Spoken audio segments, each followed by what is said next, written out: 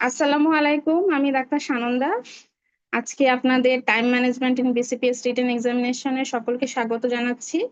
আহ আজকে আসলে সময়টা খুবই এত ভাইটাল একটা টাইম। এই সময় আসলে কোনো কিছু না শুনতে ইচ্ছা করে, না হচ্ছে পড়তে ইচ্ছা করে। মানে কিছুই ভালো লাগে না, আর লেকচার শুনতে তো আরো ইচ্ছা করে না, কিন্তু তারপরও এই সময়টা এই কথাগুলো একটু জরুরি, কারণ অনেকেরই এই সমস্যাটা ফেস করছেন যে আমাদের সবই পড়া আছে, কিন্তু রিটেনে লেখার সময় আমি সেটা কমপ্লিট করতে পারছি না, বা মানে 3 ঘন্টার মধ্যে আমার সব প্রশ্নগুলো আমি সুন্দরভাবে লিখে আসতে পারতেছি না। তাহলে এটার জন্য আমাদের কি কি করা উচিত সেইটা নিয়েই আজকে একটু কথা। আমি আপনাদের বেশি সময় নেব না, যেহেতু খুব অল্প মানে দিনই অবশিষ্ট আছে। তা আমরা দেরি না করে শুরু করি, হ্যাঁ? আচ্ছা, প্রথমে আমাদের যে বিসিপিএস এর যে কন্টেন্ট গুলো আছে সেটা তো আমরা সবাই জানি না, এটা কিন্তু বিসিপিএস থেকে নেওয়া। যে আমাদের কন্টেন্ট গুলো আছে, এই কন্টেন্ট গুলোর মধ্যে যে চ্যাপ্টার গুলো আমার লং কোশ্চেন আসবে সে চ্যাপ্টার গুলো একটু আলাদা করা, যে চ্যাপ্টার গুলো থেকে লং প্লাস শর্ট কোশ্চেন আসবে সেগুলো আলাদা করা। তো লং কোশ্চেন কিন্তু ছোট চ্যাপ্টার গুলো থেকে আসে না।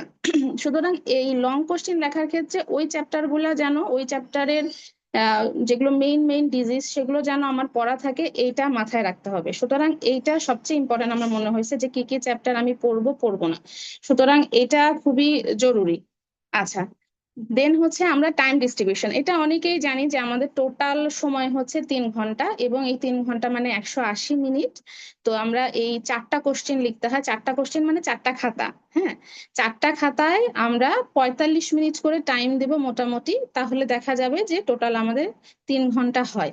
এখন এই প্রতিটা কোশ্চেনে তো আবার 5টা করে কোশ্চেন আছে, ছোট ছোট এসএ কিউ আছে, তাহলে সেগুলোকে যদি আমি ভাগ করি তাহলে আমার 9 মিনিট করে প্রতিটা এসএ কিউ লাগে। এখন কথা হচ্ছে, এই 45 মিনিট কি 45 মিনিট ধরেই আমি লিখবো? না, 45 মিনিটের মধ্যে আমি প্রশ্নটা পড়বো, প্রশ্নটার মানে কি কি কোশ্চিন তারা উত্তর চাইছে সেটা দেখবো, নাম্বার কত আছে সেটা দেখবো, আমি কি লিখবো সেটা ভাববো, ডায়াগনোসিসটা ভাববো, তারপর আমি লিখবো। তাহলে এগুলো চিন্তা করতে করতে দেখা যায় যে 5 মিনিট চলেই যায়, 5 মিনিট এটাতেই চলে যায়, আর বাকি সময়টা তাহলে লিখতে হয়। তাহলে এই যে প্রতিটা 9 মিনিট 9 মিনিট, এখানে কিন্তু একটা জিনিস খেয়াল করে দেখবেন যে প্রতিটা কোশ্চেনের 9 মিনিট করে আছে, আপনি হয়তো কোনো কোশ্চেন লিখতে যায় 10 মিনিট লেগে গেল, তাহলে আপনি অন্য কোশ্চেন থেকে কিন্তু 1 মিনিট নিয়ে নিলেন। তো এই জন্যই মানে এই টাইম ম্যানেজমেন্টটা খুবই গুরুত্বপূর্ণ, কারণ এটার জন্যই সমস্যাগুলো হয়। তাহলে আমরা প্রত্যেকটাই মোটামুটি 9 মিনিট করে লেখার চেষ্টা করব, মানে একটা খাতা লিখবো, আমি দেখবো যে আমার 45 মিনিটের মধ্যে হচ্ছে কিনা। ঠিক আছে, 45 মিনিট হচ্ছে, ওকে, ঠিক আছে ঠিক আছে। এখন যদি 45 মিনিট না হয়ে 50 হয়ে যায়, 60 হয়ে যায়, তাহলে কিন্তু আপনি অনেক চাপের মধ্যে থাকবেন, কারণ কোনো না কোনো একটা প্রশ্ন থেকে আপনাকে কম্প্রোমাইজ করতে হবে। সেই জন্য এইটা মেনটেন করা খুবই জরুরি। এখন আপনি যখন প্রথমে কোশ্চেনটা পাবেন, কোনো প্রয়োজন নাই পুরা কোশ্চেন পড়ার। ভাই, পুরা পুরা কোশ্চেনটা পড়তে লাগলে আপনার আধা ঘন্টা এমনি চলে যাবে। একটা কোশ্চেন পড়তেই তো মানে অনেকটা সময় লাগে, কারণ ওই সময় আমরা খুব স্ট্রেসের মধ্যে থাকি। সুতরাং যখন পুরো কোশ্চেনটা আপনারা হাতে পাবেন, তখন পুরো কোশ্চেন পড়ার দরকার নাই। আপনারা মনে মনে চিন্তা করে নেবেন যে আপনারা কোন সিকোয়েন্সে লিখবেন, মানে কোন খাতাটা আগে লিখবেন। আমি পরীক্ষা হলে যেটা লিখতাম সব সময়, মানে পরীক্ষার হলে বলতে কিন্তু আমি জেনেসিস এর রিটেন এক্সামে বা মডেল টেস্ট গুলাতে এই প্র্যাকটিসটাই করতাম, যে প্রথমে 3 নাম্বার কোশ্চিন, 4 নাম্বার কোশ্চিন, তারপর 2 নাম্বার কোশ্চিন, এবং সবার শেষে আমি 1 নাম্বার লিখতাম। অনেকে বলেন যে 2 নাম্বারের আগে 1 নাম্বারটা লেখা ভালো, এটা আসলে পার্সন টু পার্সন ভ্যারি করে। কিন্তু আমার কাছে মনে হতো যে ছোট ছোট কোশ্চিন গুলোতে যতটা কনসেন্ট্রেশন দিতে হয়, সেটা আমার ওই 1 নাম্বারের মনে হয় না, কারণ 1 নাম্বারে শুধু ডিডিটাই আমাকে চিন্তা করতে হয়, বাকি সব কিন্তু ওই ফ্লোতেই চলে যায়। কিন্তু প্রতিটা কোশ্চিন যখন আপনি 3, 4 বা 2 লিখবেন, প্রতিটা আলাদা আলাদা কোশ্চেনের জন্য আপনাকে মনোযোগ দিতে হয়। এই জন্য আমার কাছে, আমি সবসময় 1 নাম্বারটা শেষে লিখতাম। এটা আপনাদের প্র্যাকটিসের উপর নির্ভর করবে, এটা পার্সন টু পার্সন ভ্যারি করবে, তবে কখনোই মানে 1 নাম্বার কোশ্চেনটা প্রথমে লিখতে যাবেন না, তাহলে হচ্ছে দেখা যায় যে ওটার আর কোনো ইয়ে পাওয়া যায় না, মানে 1 নাম্বার কোশ্চেনই লিখতেছি, বাকি সব ভুলে গেছি। সুতরাং এখন 3 নাম্বার কোশ্চেন আগে লিখবেন না 4 নাম্বার, এটাও আপনাদের উপর। আসলে ব্যাপারগুলো হয় কি, 3 নাম্বার এবং 4 নাম্বার কোশ্চেন গুলো দেখবেন খুব মজার মজার হয়, যে ডায়াগনোসিস কি, ইনভেস্টিগেশন কি, ম্যানেজমেন্ট কি। মানে যদি ডায়াগনোসিসটা আপনি একবার ধরতে পারেন, তাহলে আপনি মানে এই প্রশ্নগুলো চটচট করে লেখা হয়ে যায়, এবং এগুলো কিছুটা গণিতের মতো, অঙ্কের মতো। তো এগুলোতে যদি ভালোভাবে তাড়াতাড়ি করে আমি লিখতে পারি, আমি যদি এখান থেকেও 2 মিনিট করেও টাইম বাঁচাতে পারি, তাহলেও কিন্তু আমার শেষে লং কোশ্চেনের জন্য আমি সুন্দরভাবে নিতে পারবো, ইভেন আমি রিভাইজও দিতে পারবো। তবে এটা আসলে দেওয়া সম্ভব হয় না, এটা যতটাই বলা হয় এটা আসলেই কঠিন। তো আমি এই সিকোয়েন্সে লিখতাম। ধরেন আপনি প্রথমে মনে করলেন 3 নাম্বার কোশ্চেনটা লিখবেন। এখন এই 3 নাম্বার কোশ্চেনটাকে মানে কোশ্চেন শুরু করে খাতাটা ভালো করে দেখে নিলেন, যেহেতু 4টা খাতা, ওখানে 1 2 3 4 লেখা থাকে, যে খাতাটা আপনি লিখবেন সে খাতাটাতেই যেন ওই নাম্বারটা লেখেন। যারা প্রথমবার পরীক্ষা দিচ্ছেন তারা এই জিনিসটা খেয়াল রাখবেন, কারণ তাড়াহুড়াতে অনেক সময় ভুল খাতায় লেখা হয়ে যায়, তখন কিন্তু পুরোটাই গেল। সুতরাং যারা নতুন আছেন, এটা স্পেশালি তাদের জন্য একটু খেয়াল করে নেবেন। এখন 3 নাম্বার কোশ্চেন যখন শুরু করবেন, তার আগে 3 নাম্বার কোশ্চেনের এখন একটু কোশ্চেন গুলা আপনার চোখ বুলিয়ে নিতে হবে। কারণ এই যে 3 নাম্বার কোশ্চেনে 5টা সাবসেকশন আছে, মানে 5টা কোশ্চেন আপনি থাকবে, সেই 5টা কোশ্চেনে কি আপনি একদম সুপার লিখতে পারবেন? আপনি 5-এর মধ্যে 4ই পাবেন এমন লিখতে পারবেন? তো সব কোশ্চেন কিন্তু এরকম থাকে না, 2-একটা কোশ্চেন হয়তো আপনি একটু কম পাচ্ছেন, বা আপনার মনে নাই, বা একটু কেমন যেন একটু বানিয়ে লিখতে হবে বা বুঝে লিখতে হবে। তাহলে এখানে আপনার সিলেকশনের ব্যাপার আছে, যে আপনি কোন কোশ্চেনটা একদম বেস্ট লিখতে পারেন, একদম মানে এর উপর আর সুপার ডুপার, এর ডুপার লেখা যায় না, সেইটা প্রথম দিয়ে শুরু করবেন।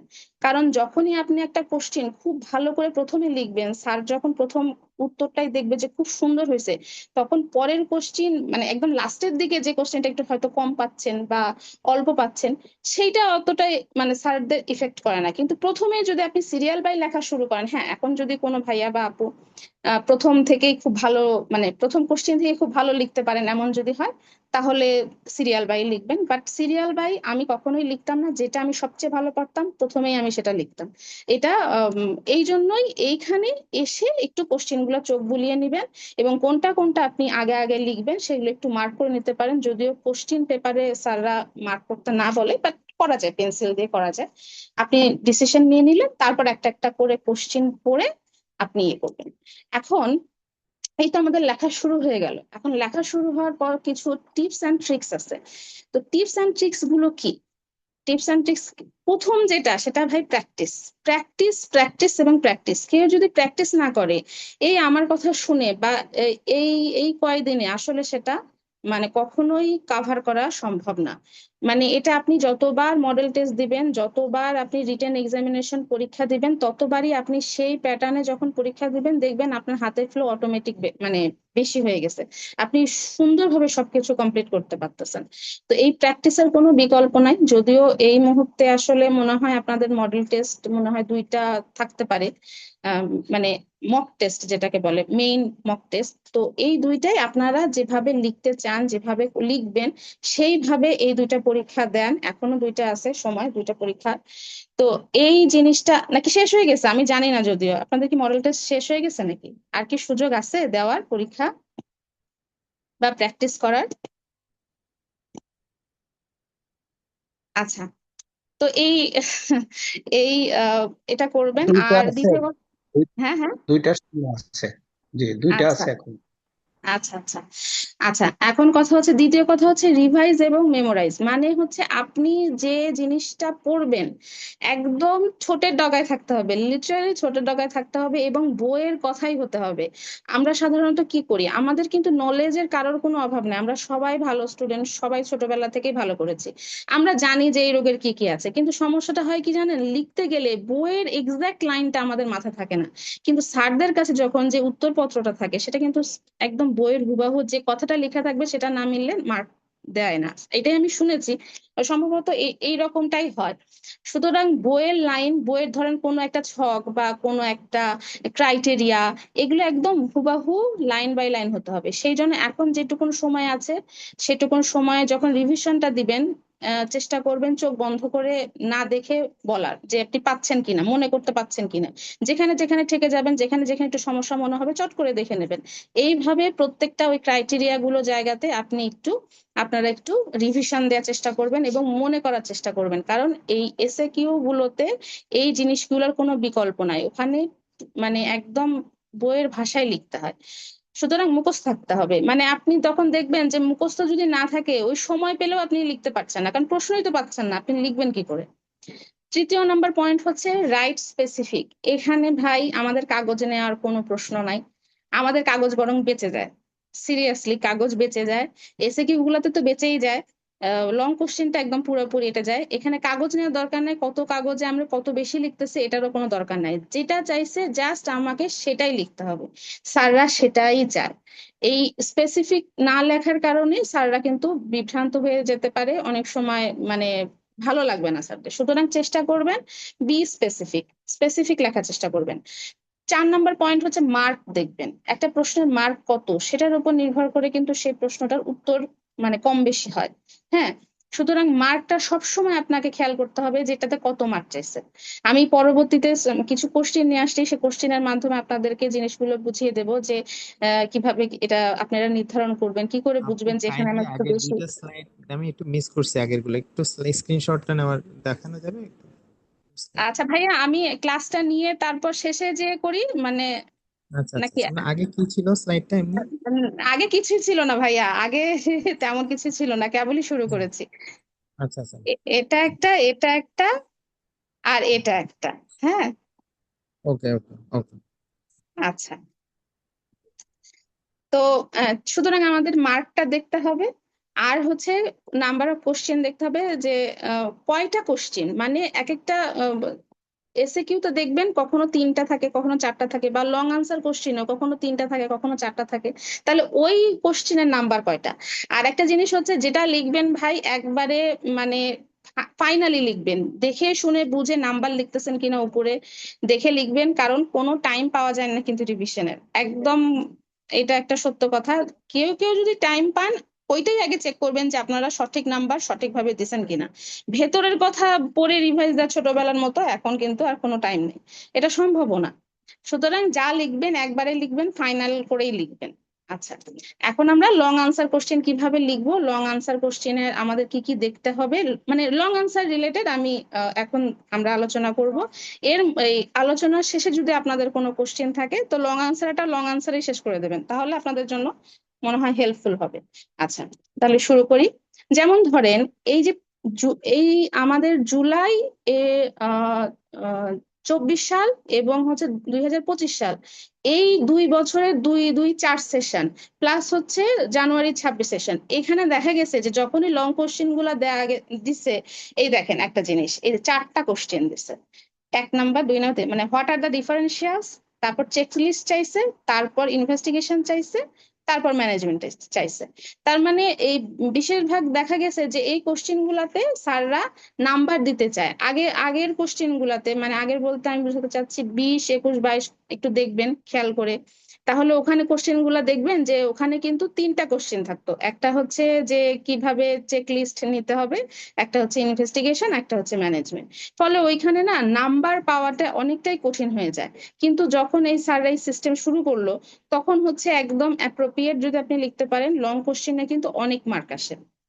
সুতরাং এখানে এই যে আমি আমি যে একটা পয়েন্ট বলছিলাম না, যে গত কোশ্চেনের যে হচ্ছে নাম্বার অফ কোশ্চেন, মানে কয়টা কোশ্চেন আছে সেটা আমাকে দেখতে হবে, এটাই হচ্ছে সেটা, যে আমার কয়টা কোশ্চেন আছে সেটা একটু দেখতে হবে। তাহলে এখানে প্রথমেই বলছে ডিফারেন্সিয়ালস। এখন এই কোশ্চেন গুলা তো আপনারা সবাই, এটা কোশ্চেন গুলা কি আপনারা মানে কেউ পড়তে পারবেন, করে কি একটু ডিফারেন্সিয়ালস বলতে পারবেন আমাকে? একটা ব্রেন স্টর্মিং হয়ে যেতে পারে। এটা একটা সিএমএল হতে পারে। হুম, তারপরে প্রথমে হচ্ছে সিগন্যাল ভাইয়া ভালো জি, করে, ভালো করে একটু এটা পড়েন। 65 বছরের old man, non diabetic businessman, presented with complaints of frequent headache. CML এ কি হেডেক নিয়ে আসবে? Blood TRV vision. হবে, এটা সব ঠিক আছে। সিনিয়র তো টিআরভি আসবে। টিআরভি হ্যাঁ, হবে। হ্যাঁ, হ্যাঁ, হ্যাঁ হ্যাঁ হ্যাঁ, সেটাই পিআরভি, ওয়েলডেনস্ট্রম ম্যাক্রোগ্লোবুলিনেমিয়া, আর হচ্ছে ক্রনিক, আর একটা জিনিস আসতে পারে ক্রনিক বার্চিয়ারি হতে পারে, তাই না? এই যে পেশেন্টের একটা স্ট্রোকের হিস্ট্রি আছে, হেডেক আছে, ব্লারিং ভিশন আছে, কারণ বার্চিয়ারির কজগুলোর মধ্যেও কিন্তু আপনার এই যে পিআরভি, সিএমএল, লিউকোমিয়া এগুলো আছে না, সুতরাং এটা কিন্তু ক্রনিক বার্চিয়ারিও একটা ডিডি আসবে। এই যে ডিফারেন্সিয়ালস ভাই, আপনি একজন যে ভাইয়া বললেন যে সিএমএল আগে, কিন্তু দেখা গেল যে না, পলিসাইথেমিয়া রুব্রা ভেড়াটা আগে। এই যে আগে পিছে ব্যাপারটা হবে তো, মানে ডিফারেন্সিয়ালস আপনি অনেক কিছুই লিখতে পারেন, কিন্তু এই যে কোনটা আগে, কোনটা মোস্ট অ্যাপ্রোপ্রিয়েট, এই সিরিয়ালটাই হচ্ছে মেইন কথা। আমি যেটা শুনতাম যে স্যাররা নাকি এই ডিফারেন্সিয়ালসটা দেখেই বুঝতে পারতো যে এই স্টুডেন্টদের কি, মানে কতটুকু আর কি, কে কত ভালো লিখছে। মানে এই ডিফারেন্সিয়ালস এর জায়গাটা আপনাদেরকে খুব সাবধান হতে হবে। যখন লং কোশ্চেন মানে মানে শুরু করবেন, যখন লং কোশ্চেনটা শুরু করবেন, তখন প্রথমেই আপনারা মার্জিন টানেন কিনা জানি না, মার্জিন না টানলেও ভাঁজ টাচ করে নেবেন, যেন একটা গ্যাপ থাকে। খুব সুন্দর করে কি ফিচারটা লিখবেন, লেখার পর এই যে ডিফারেন্সিয়ালস এর যে ব্যাপারটা, সেটা সুন্দর করে লিখতে হবে। এইটা আপনি দরকার হলে ওই কোশ্চিনে কি কি ডিডি লিখবেন জাস্ট একটু একটু একটু একটু করে, মানে সিরিয়াল বাইটা করে নেবেন। কারণ এই সিরিয়াল বাই কিন্তু খাতাতে করা যাবে না, কোনো কাটাকাটি করা যাবে না, এটা প্রথম পাতা ভাই, এইটাতে এইটাই হচ্ছে মার্ক, সিরিয়াসলি এটাই যেমন হচ্ছে আপু মার্ক। এই কোশ্চেনের টোটাল ডিডি গুলি বলেন তো, 2 নাম্বার দেওয়া আছে, টোটাল ডিডি গুলো কি হবে তাহলে? এটা হচ্ছে প্রথমে আমি বলবো যে এটা আমার মানে ডিফারেন্স, এখানে তো আবার প্রফেশনাল ডায়াগনোসিস এর ব্যাপারটা আসতেছে না, এখানে চট করে চাইছে হচ্ছে ডিফারেন্সিয়ালস কি, তাহলে আমি ডিফারেন্সিয়ালস এর বলবো হচ্ছে পলিসাইথেমিয়া রুব্রা ভেরা বলবো। তারপর হচ্ছে পলিসাইথেমিয়া রুব্রা ভেরারই কিন্তু আরেকটা দিদি, সেটা হচ্ছে ওয়ালডেস্ট্রম ম্যাক্রোগ্লোবুলিনেমিয়া। এখন বলতে পারেন যে এটার সাথে এটার তফাৎটা কি, বলেন তো এই ভাইয়া। এই দুটো না কিন্তু না আপু, সিমিলার প্যাটার্ন, আপনি আগে সবকিছু একই ডিফারেন্সিয়াল আছে। গুলো একটু কাইন্ডলি বলবেন, আগে ডিফারেন্সিয়াল গুলো একটু বলে ফেলেন কাইন্ডলি, কি কি হবে? ও আচ্ছা আচ্ছা আচ্ছা, তারপর তারপর তৃতীয় নাম্বার হচ্ছে হলো আপনার ক্রনিক বার্চিয়ারি সিনড্রোম। চতুর্থ নাম্বার হচ্ছে যে কোনো আপনি একটা বলতে পারেন। বার্চিয়ারি সিনড্রোমের আবার ইটিওলজিক্যাল ডিডি আছে, যার মধ্যে আপনি হেমাটোলজিক্যাল ম্যালিগনেন্সি যেমন লিম্ফোমা বা প্যারাক্সিসমাল নকটার্নাল হিমোগ্লোবিনিউরিয়া, এগুলো সবই আসবে, ঠিক আছে? এই তিনটা হচ্ছে মেইন হেডিং এর ডিডি। এখানে এখানে কিন্তু খুব বেশি ডিফারেন্সিয়ালস আসবে না, ঠিক আছে ভাইয়া, ক্লিয়ার? সেই আরো একটা কথা বলি, এটা শুধু স্যাম্পল হিসেবে নেওয়া হয়েছে, আপনাদের কিন্তু কোনো কোশ্চিনই কোনোদিনই হুবহু কমন আসবে না। হ্যাঁ, এই টপিকস গুলো আসতে পারে, সুতরাং এইখানে এই ডিডি, সুতরাং আরো অনেক ডিডি হতে পারে, এটা ভুল হলো এটা শুদ্ধ হলো, এখন সেটা নিয়ে চিন্তা করার কোনো টাইম নেই। আমি এই কোশ্চেনটা নিয়ে আসছি আপনাদেরকে জাস্ট খালি দেখানোর জন্য, বোঝানোর জন্য। যদি মনে হয় যে এখানে আরো কিছু ডিডি হতে পারে, তাহলে অবশ্যই 4 নাম্বারে লিখবেন। কিন্তু এই এই প্রথম যে আমি সিরিয়ালটা বললাম, এটা অবশ্যই লিখতে হবে, এটার সিরিয়াল প্রথমে এটাই। তারপরে জি যদি আপনার অন্য কিছু মনে হয়, তাহলে আপনি অন্য কিছু অ্যাড করতে পারেন, কোনো সমস্যা নেই। তবে ডিডি সাধারণত 4টা, ম্যাক্সিমাম 5-6, এর বেশি ডিডি না রাখাই ভালো, হ্যাঁ। কারণ এটাতে বেশি ডিডি থাকাটাও স্যাররা খুব একটা পছন্দ করে না, সবচেয়ে ভালো হয় 4টা ডিডি রাখলে। আচ্ছা, এখন বেশি হচ্ছে, ডিডি লাগলে তো আপু লিখতেও হয় বেশি, টাইম পাওয়া যায় হ্যাঁ না, লিখতে হয় বেশি। হ্যাঁ হ্যাঁ হ্যাঁ, আর 2 নাম্বার আপনি আর কত লিখবেন, আর মেইন মেইন জিনিসগুলো কিন্তু স্যাররা চায়, বুঝছেন? এটা কিন্তু অযথা অন্য লেখার দরকার নাই। আচ্ছা, তারপরে হলো পরের কোশ্চেনটাতে যাই, পরের কোশ্চেনটা আমি দেখাচ্ছি। পরের কোশ্চেনে হচ্ছে যে এই দেখেন, যে 23 বছর একটা old working abroad presented with a history of high-grade fever with chills and rigor for 21 days. He also had pain in his left lower back radiating to the left thigh, causing difficulty in walking and change in the posture.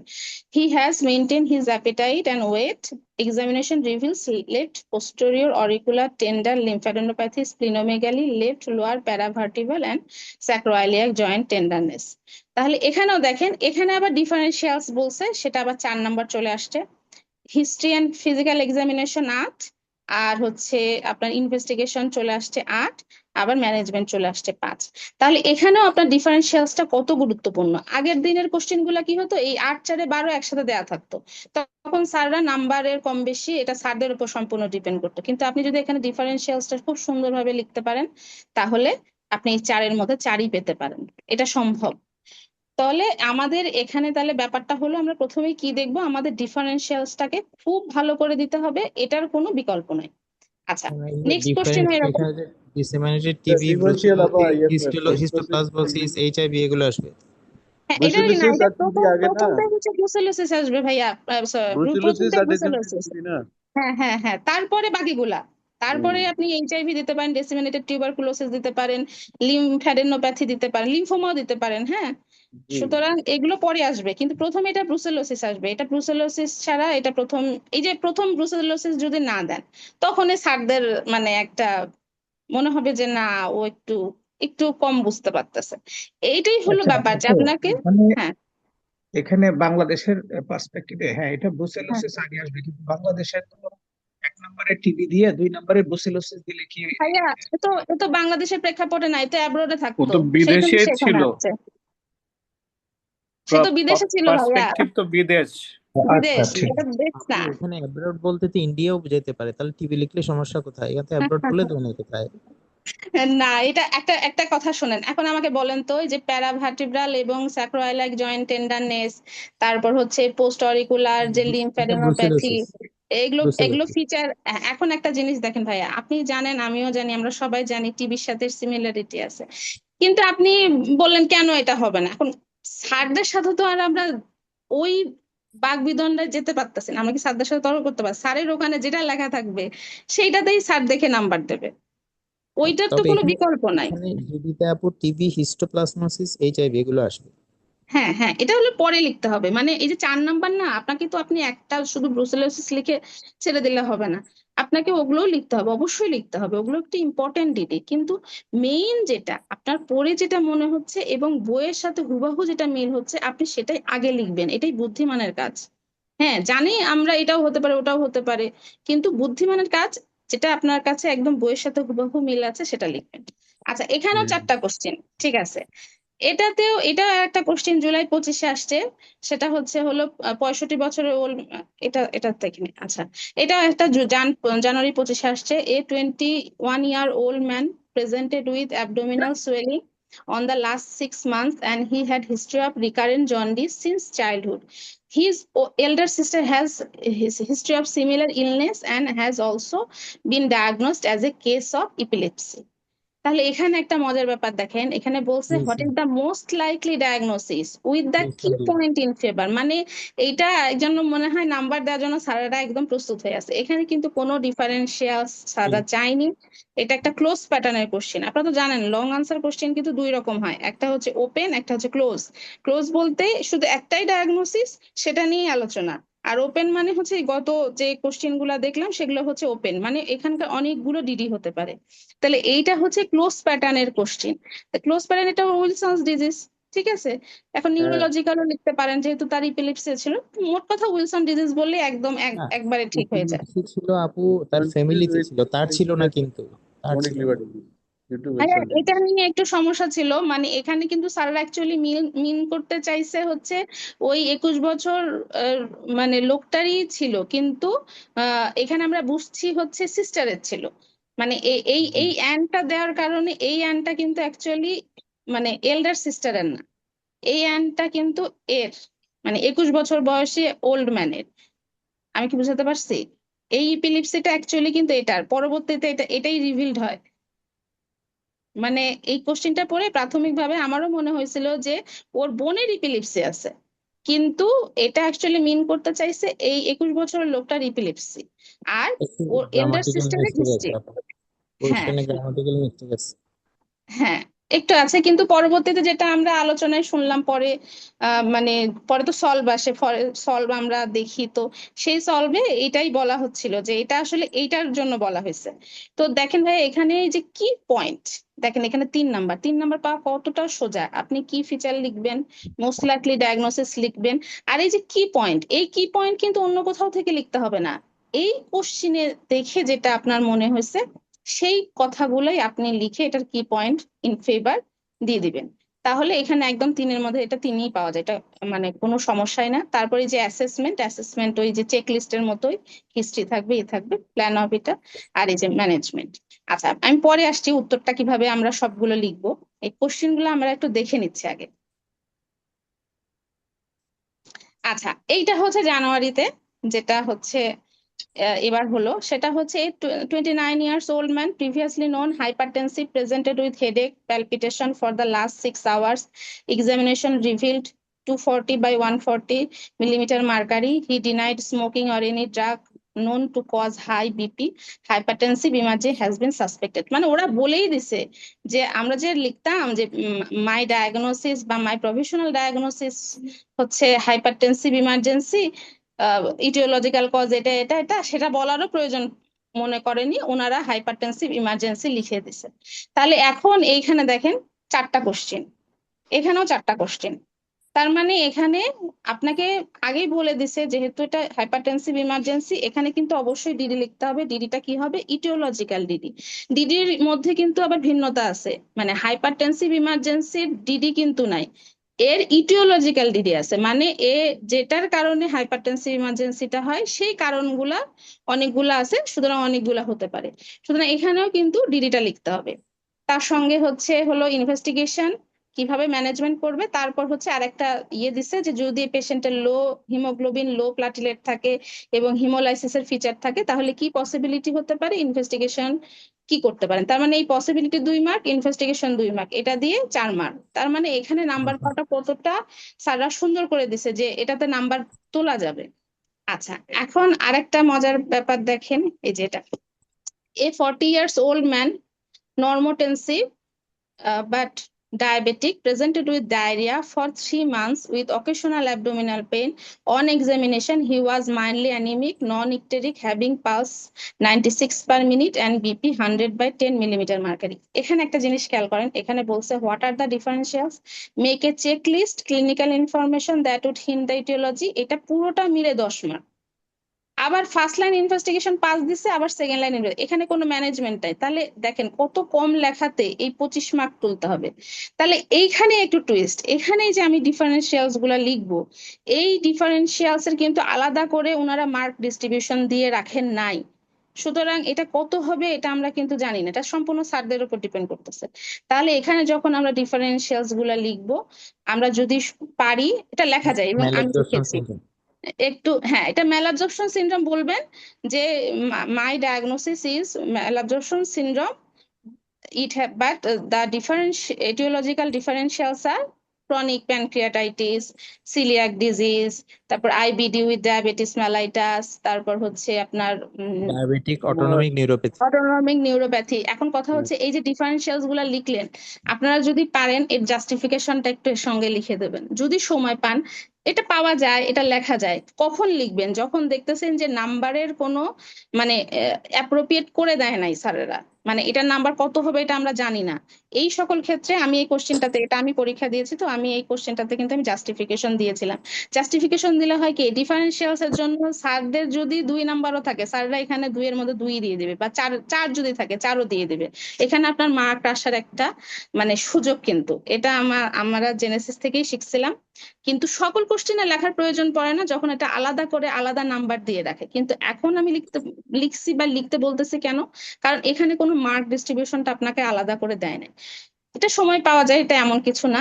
সুতরাং এই জন্যই বললাম যে number কত এবং কোশ্চেনটা কয়টা question দিছে এইটা দেখাটাও হচ্ছে খুব ভালো একটা মানে দরকার আপনাকে ভালো মার্ক পেতে হলে, কারণ শুধু ডিফারেনশিয়াল সময়ের লিখে মধ্যে আমি জাস্টিফিকেশনটা একটু লিখে দেবো নাকি?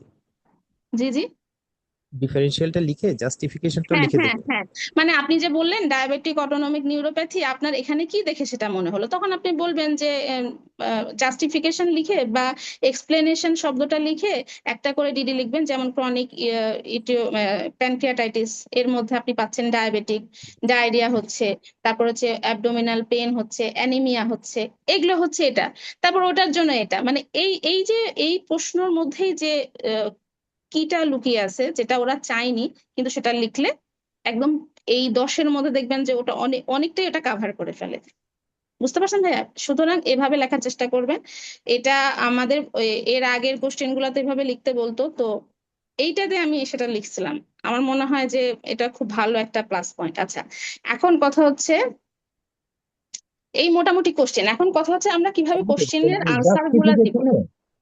হ্যাঁ জাস্টিফিকেশনে তো ওই ক্লিনিক্যাল ওই যে ক্রাইটেরিয়া, গভর্নিং ক্রাইটেরিয়া তো আসার দরকার নেই, আনার দরকার আছে এখানে।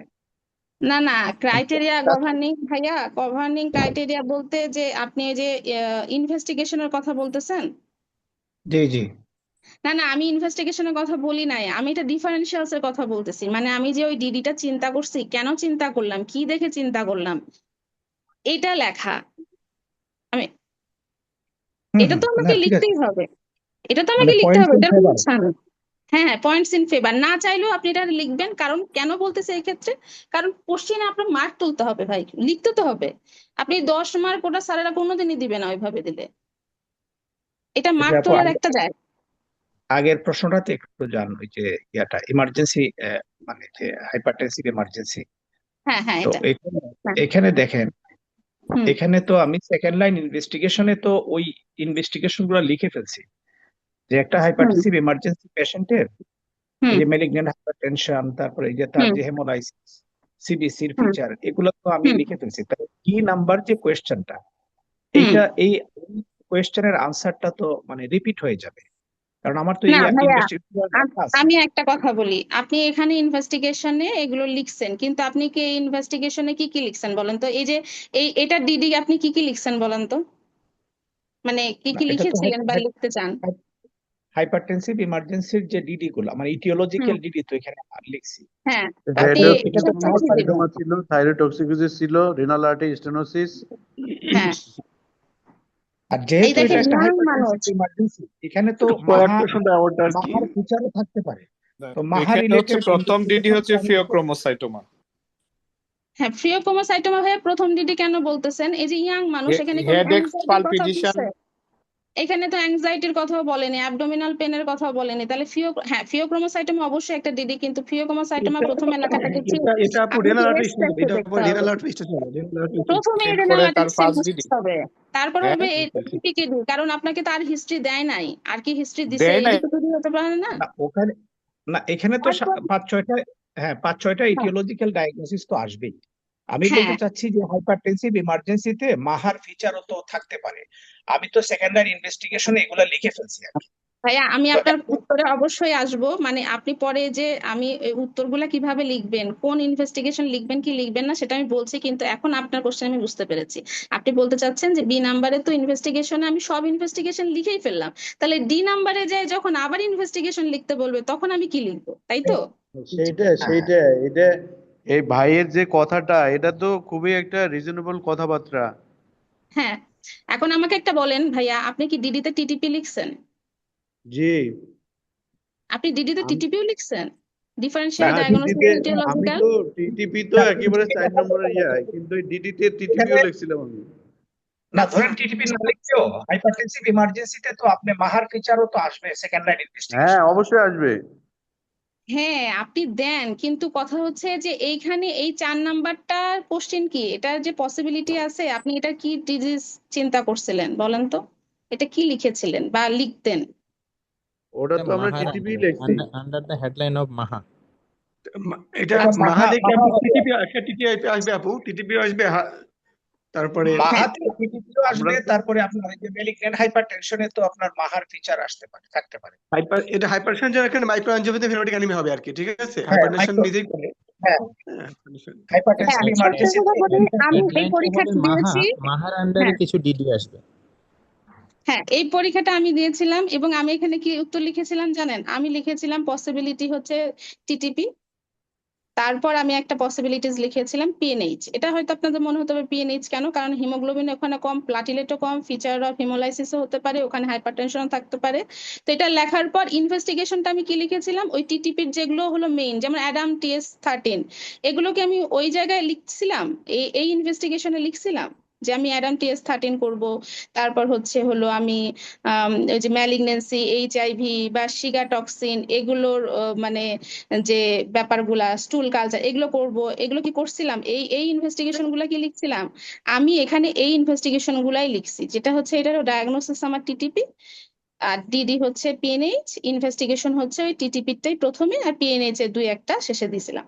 এই দিয়ে আমি প্রশ্নটা লিখছিলাম। আমি এটা কখনো ওই যে মাইক্রো অ্যানজিওপ্যাথি, হ্যাঁ ঠিক আছে, আপনাদের কথা তো অবশ্যই ঠিক, কিন্তু এইখানে এটা সহজ করে ডায়াগনোসিসটা জানতে চাইছে ভাইয়া, এখানে কিন্তু এত ব্রড টার্মে স্যাররা জানতে এখানে তো চান না। টিটিপি সরাসরি বলাটাও ঠিক না, এখানে হ্যাঁ মাইক্রো অ্যানজিওপ্যাথিক হেমোলাইটিক অ্যানিমিয়া হ্যাঁ হ্যাঁ এটাই ঠিক হলো আছে জাস্টিফাইড। এখানে মেইন হ্যাঁ আসতেছে আমাদের মাহাতে আমাদের কাছে কিন্তু কিন্তু মাহার মধ্যে তো রিজনেবল আসবে যে এটা মাহা মাহা বলতে দেখি দেওয়া হবে টিটি হয়েছে। লিখতে আচ্ছা না তাহলে মাহা হাইপারটেনসিভ লিখলে মাহাতে আপনি কি কি ইনভেস্টিগেশন করবেন বলেন? তখন না আমি এই যে হাঁসেরটাও করব, টিটিপিটাও করব। টিটিপি তারপর পিএনএস আসতে প্রাইমারি পারে, সেকেন্ডারি পিএনএস আসবে। সেকেন্ডারি ইনভেস্টিগেশন সবই করতে হবে। আপু 4 এখানে নাম্বার তো এখানে আপু এখানে এখানে আপু এই মাহা মাহার ভিতরে লিখে মাহার মধ্যে আপু আপনার টিটিপি টিটিপির আসবে, টিটিপি ইনভেস্টিগেশন আসবে, দেন, হাঁস হাঁসেরটা আসবে, দেন। হচ্ছে পিএনএস আসবে, তিনটে আসবে। তারপর আমি পিএনএস না দিলেও চলবে, মাহার সাথে পিএনএস এর সম্পর্ক নাই। হ্যাঁ সম্পর্ক নাই, কিন্তু আমার কাছে কথা হচ্ছে যে এখানে আমি ডায়াগনোসিস হিসাবে চিন্তা করেছি, আপনার যেমন ব্রড টার্মে চিন্তা করছেন, কারণ আমি চিন্তা করছি যে এখানে যখন লং কোশ্চেনটা দিছে যে ব্রড টার্মের ব্যাপারটা কিন্তু চলে গেছে, আমি চিন্তা করছিলাম যে এইভাবে। এখন আমি তো পরীক্ষা দিয়ে পাশ করে গেছি ভাই, এখন অ্যাকচুয়ালি মানে এক্স্যাক্টলি বিসিপিএস কি চাচ্ছে সেটা এখন বিসিপিএস এর স্যারেরা ছাড়া কেউ বলতে পারবে না। এখন আপু আপনাদের যদি মনে হয় বিসিপিএস তো সরাসরি একটা রহস্যময় এলাকা। এখন আপনাদের যদি মনে হয় যে না এটা এভাবে লিখলে ভালো হতো, এভাবে লিখলে ভালো এটা তো হতো, আমরা এখন সবাই জানি। হ্যাঁ আপু এখন আমি ভালো হলে আমি একটু আমাকে একটু ক্লিয়ার করি। হ্যাঁ মানে হাইপারটেনসিভ ইমার্জেন্সি ইটসেলফ এখানে মাহা হতেও পারে নাও হতে পারে। তো হ্যাঁ যখন এই মাহার ফিচার দিয়ে দিল তখন তো হাইপারটেনসিভ হ্যাঁ ইমার্জেন্সি ইটসেলফ এক্সপ্লেনেবল যে এখানে মাহা হ্যাঁ হতে পারে, এটা যে টিটিপি হইতেই হবে এরকম না। আমি না টিটিপি আনতে পারি এখানে, ধরেন টিটিপি হ্যাঁ হাঁস আমি আনতে পারি, কিন্তু এখানে হ্যাঁ টিটিপির প্যান্টেডও কিন্তু নাই। টিটিপিতে হ্যাঁ যে প্যান্টেড থাকে সেটা কিন্তু সিনারিওতে নাই। তো যেহেতু নাই এখানে হাইপারটেনসিভ ইমার্জেন্সি ইটসেলফ এক্সপ্লেনেবল মাহা হতে পারে, তো হ্যাঁ এখানে উনি বলতে চাচ্ছে যে এখানে মাহার ফিচার যদি আমি পাই তাহলে হুম এটা কি। ওনাকে প্রথমেই যে হাইপারটেনসিভ ইমার্জেন্সিতেই মাহা হতে পারে, তারপরে হুম অন্যগুলা নিয়ে আসতে হুম আচ্ছা, শুধু মাহাই বললেন মাইক্রো অ্যানজিওপ্যাথিক হিমোলাইটিক অ্যানিমিয়া। এখন মাইক্রো অ্যানজিওপ্যাথিক হিমোলাইটিক অ্যানিমিয়া এটা হচ্ছে একটা ব্রড টার্ম না ভাইয়া? মানে এটার মধ্যে তো আপনার অনেকগুলা পড়তেছে, যেমন টিটিপি হাঁস, এগুলো তো এর মধ্যে পড়ে পড়ে না? মেলিগন্যান্ট হ্যাঁ পরে। হাইপারটেনশন পড়ে, মেলিগন্যান্ট মালিগন্যান্ট হাইপারটেনশন। হাইপারটেনশন হ্যাঁ সেটাও পড়ে। তাহলে আপনাকে তাহলে এখন দেখেন এটা ইজ বলছে, মানে আপনার আমরা যে বলতেছি যে অনেকগুলা হতে পারে, হতে পারে, কিন্তু এখানে ইজ বলছে, আপা এখানে আর ইজ বলে বলছে নাই। বলেই আপা এখানে মাহা আসবে সবার আগে। তো সেইটার অনুযায়ী এখন মাহা আসলে আপনি ইনভেস্টিগেশন করলে তো মাহা শুধু হেমোলাইসিসটা সেটা তো বলেই দিছে, মাহার ইনভেস্টিগেশন জন্য ইনভেস্টিগেশন করব টিটিপির, এখানে এইটাই চেয়েছে। হ্যাঁ হ্যাঁ হ্যাঁ হাঁসের এটাই আমি সময় অনেক বোঝাতে চাচ্ছি। সময় হাস আর হাইপারটেনশন নাও মেলিগন্যান্ট থাকতে পারে। হাইপারটেনশন। আমি সেটাই বোঝাতে চাচ্ছি যে হ্যাঁ আপনি মাহা লেখেন, কিন্তু ইনভেস্টিগেশন তো মাহার ইনভেস্টিগেশন কি মানেই তো ওগুলোর ইনভেস্টিগেশন, সুতরাং মাহার এখানে ইনভেস্টিগেশন মোস্ট লাইকলি আপনি টিটিপি টিটিপির টিটিপি লিখতে হবে, ইনভেস্টিগেশন দেখবেন। টিটিপি হাঁস বা পিএনএস আসবে, পিএনএস তো আলাদা সহকারে আলাদাভাবে লেখা যাবে। না না, পিএনএইচ কেন আসবে এটাতে? বুঝতে পিএনএইচ এ পারেন ভাইয়া হাইপারটেনশন এখানে। থাকে। আর এখন কথা হচ্ছে কোনো পেশেন্টের যদি স্ট্রোক বা হিমোগ্লোবিন বা লো প্লাটিলেট থাকতে পারে, তার তো এমনি আলাদাভাবে হাইপারটেনশন থাকতে পারে না? হয় একটা পিএনএইচ এর রোগীর তো হাইপারটেনশন থাকতে পারে, এটা হবে কি হবে না আমি জানি না, বাট আপনি এটা কিন্তু অটো ইমিউন আপু হিমোলাইটিক আমরা অ্যানিমিয়াও এখানে হতে যতই পারে। করি শুনে স্ট্যান্ডার্ড কোশ্চেন চিন্তা করলে এখানে মাহা দিয়েই সবকিছু এক্সপ্লেইন করতে হবে। জি রাইট, এক্স্যাক্টলি। আমরা তো দিস ইজ দ্য স্ট্যান্ডার্ড। এইখানে যে পিএনএস টা আপনি চিন্তা করছেন, আমি তো সেটা মানে মানে আমার মাথা আসতেছে না। না না, আচ্ছা আসবে না তো, এর পিএনএইচ আসবে না। আপু আমার মাথা পিএনএস তো আসতেছে না। আসবে না, কারণ পিএনএস হাইপারটেনশন নেই নরমালি। হ্যাঁ নর্মালি নাই, কিন্তু আমি এই ফিচার গুলো দিয়ে মিলাতে চাইছি। এখন আসবে না ভালো কথা, আপনি লিখবেন না। আপনার যদি মনে হয় যে এটা আপনার সাথে জাস্টিফায়েবল না, তাহলে লিখবেন না, কোনো সমস্যা নাই মানে তো। এটা এই মানে সবাই বলছে এটা মাহা দিয়ে মিলাতে হবে। হ্যাঁ ঠিক আছে, ওকে ওকে ভাইয়া নিশ্চিন্ত থাকেন, এই প্রশ্ন এখন এই আপনাদের আর আসবে না। কিন্তু হ্যাঁ অবশ্যই বুঝে রাখা দরকার, প্যাটার্নটা জেনে রাখা দরকার, যে এভাবেও কোশ্চেনটা আসতে পারে, ঠিক আছে? আচ্ছা তবে বিসিপিএস রহস্যময় এলাকা, এটা ঠিক। আচ্ছা আচ্ছা, তাহলে এখন আমরা কোশ্চিনে মানে আনসারে চলে যাই, যে আমরা আনসার গুলো কিভাবে লিখবো। তাহলে ডিফারেন্সিয়ালসটা আমরা লিখলাম। এখন হচ্ছে চেক লিস্ট বা ক্লিনিক্যাল ইভালুয়েশন যেটা হবে, সেটাতে প্রথমেই আপনাকে হিস্ট্রিটা নিতে হবে। এই হিস্ট্রির মধ্যে যেটা গিভেন সিমটমস সেটার ইলাবোরেশন থাকতেই হবে। যেমন ধরেন এই আগের কোশ্চিনটারই যেমন চিন্তা করেন যে এই যে অ্যাবডোমিনাল পেইন বা ডায়রিয়া এগুলো যে ছিল, তাহলে সেগুলোর ইলাবোরেশন আপনাকে নিতে হবে। যেমন হচ্ছে অ্যাবডোমিনাল পেনের সক্রেটিস সাইট, তারপর হচ্ছে ডিউরেশন, তারপর associated feature, relieving aggravating factor, just point গুলা লিখবেন। যদি সময় থাকে পাশে ওটার সাথে লিখে দিতে পারেন সিনারিওতে যেটা দেয়া আছে, সময় না থাকলে ছেড়ে দেন, দরকার নাই। তারপর হচ্ছে সিস্টেমিক ইভালুয়েশন। এখন যে ডিডি গুলো আপনি লিখেছেন সেই ডিডি গুলার most prominent investigation, sorry, most prominent ফিচারটা লিখবেন, পাশে খালি ওই এটা লিখে দিবেন, মানে কি ডিজিজের ইন্ডিকেট করতেছে সেটা। তার মানে এই দুইটাই হচ্ছে হিস্ট্রির মেইন জিনিস প্রথমে। এই দুইটা লিখতে তো বেশি সময় লাগার কথা না, মুখস্থ থাকলে ডিডি গুলার ফিচার কি ফিচার গুলা মনে থাকলে এই দুটো লেখা যাবে। তারপর থেকে শুরু হলো এই যে পয়েন্ট গুলা, একটা পয়েন্টও মিস করবেন না, দয়া করে একটা পয়েন্টও মিস করবেন আপু না। এখানে 2 নম্বর সিস্টেমিক ইভ্যালুয়েশন বলতে কি ওই যে সিনড্রোমিক অ্যাপ্রোচটা বুঝাইছেন, একসাথে একটা হ্যাঁ ডিজিজ হ্যাঁ আন্ডারে হ্যাঁ কয়েকটা সিমটম লিখে একটা টার্ম দিয়ে লিখি যে হ্যাঁ ডিজিজ হ্যাঁ কোথায়। হ্যাঁ হ্যাঁ হ্যাঁ ভাইয়া, কিন্তু আমি হেডিং দিতাম, আমরা হেডিং দিতাম সিস্টেমিক ইভ্যালুয়েশন, সেটাই হেডিং দিয়ে লিখতাম। আপনারা ওই বিভিন্ন ইয়ের, সিনড্রোমিক অ্যাপ্রোচ বলতো আগে এটা। আচ্ছা এখন বলতে পারেন, আমরা এইভাবেও লিখছি। আপনি যদি মনে করেন সিমটমিক অ্যাপ্রোচ বললে ভালো ভালো, কারণ এখানে তো চেক লিস্ট চাই, সেই জন্য আমরা এভাবে বললাম যে গিভেন সিমটম। আমি এখানে জাস্ট খালি আপনাকে পয়েন্টটা বলছি কেন, আপনি তো ওই কথাগুলো লিখে লিখে টান দিয়ে আপনার ডায়াগনোসিসটা লিখবেন। এই এই এই দুটার কিন্তু হেডিং ওইভাবে থাকবে না, আমি কি বুঝাতে পারছি? এগুলোর হেডিং থাকে, এই দুটার হেডিং থাকে না।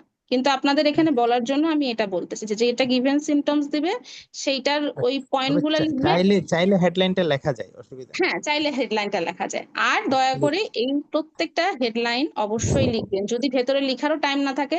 এই পয়েন্ট গুলা লেখার মানে হচ্ছে আপনি এগুলোর হিস্ট্রি নিতে চান, হিস্ট্রি লিখতে চান। বিশেষ করে এই যে পাস্ট হিস্ট্রি, ট্রিটমেন্ট হিস্ট্রি, কোনো সে ওষুধ টষুধ নিছে কিনা, ব্লাড ট্রান্সফিউশন নিছে কিনা, হসপিটালে প্রিভিয়াস হসপিটালে সে গেছে কিনা, কোনো ড্রাগ নেয় কিনা, হ্যাঁ, এই জিনিসগুলা খুবই ইম্পর্টেন্ট।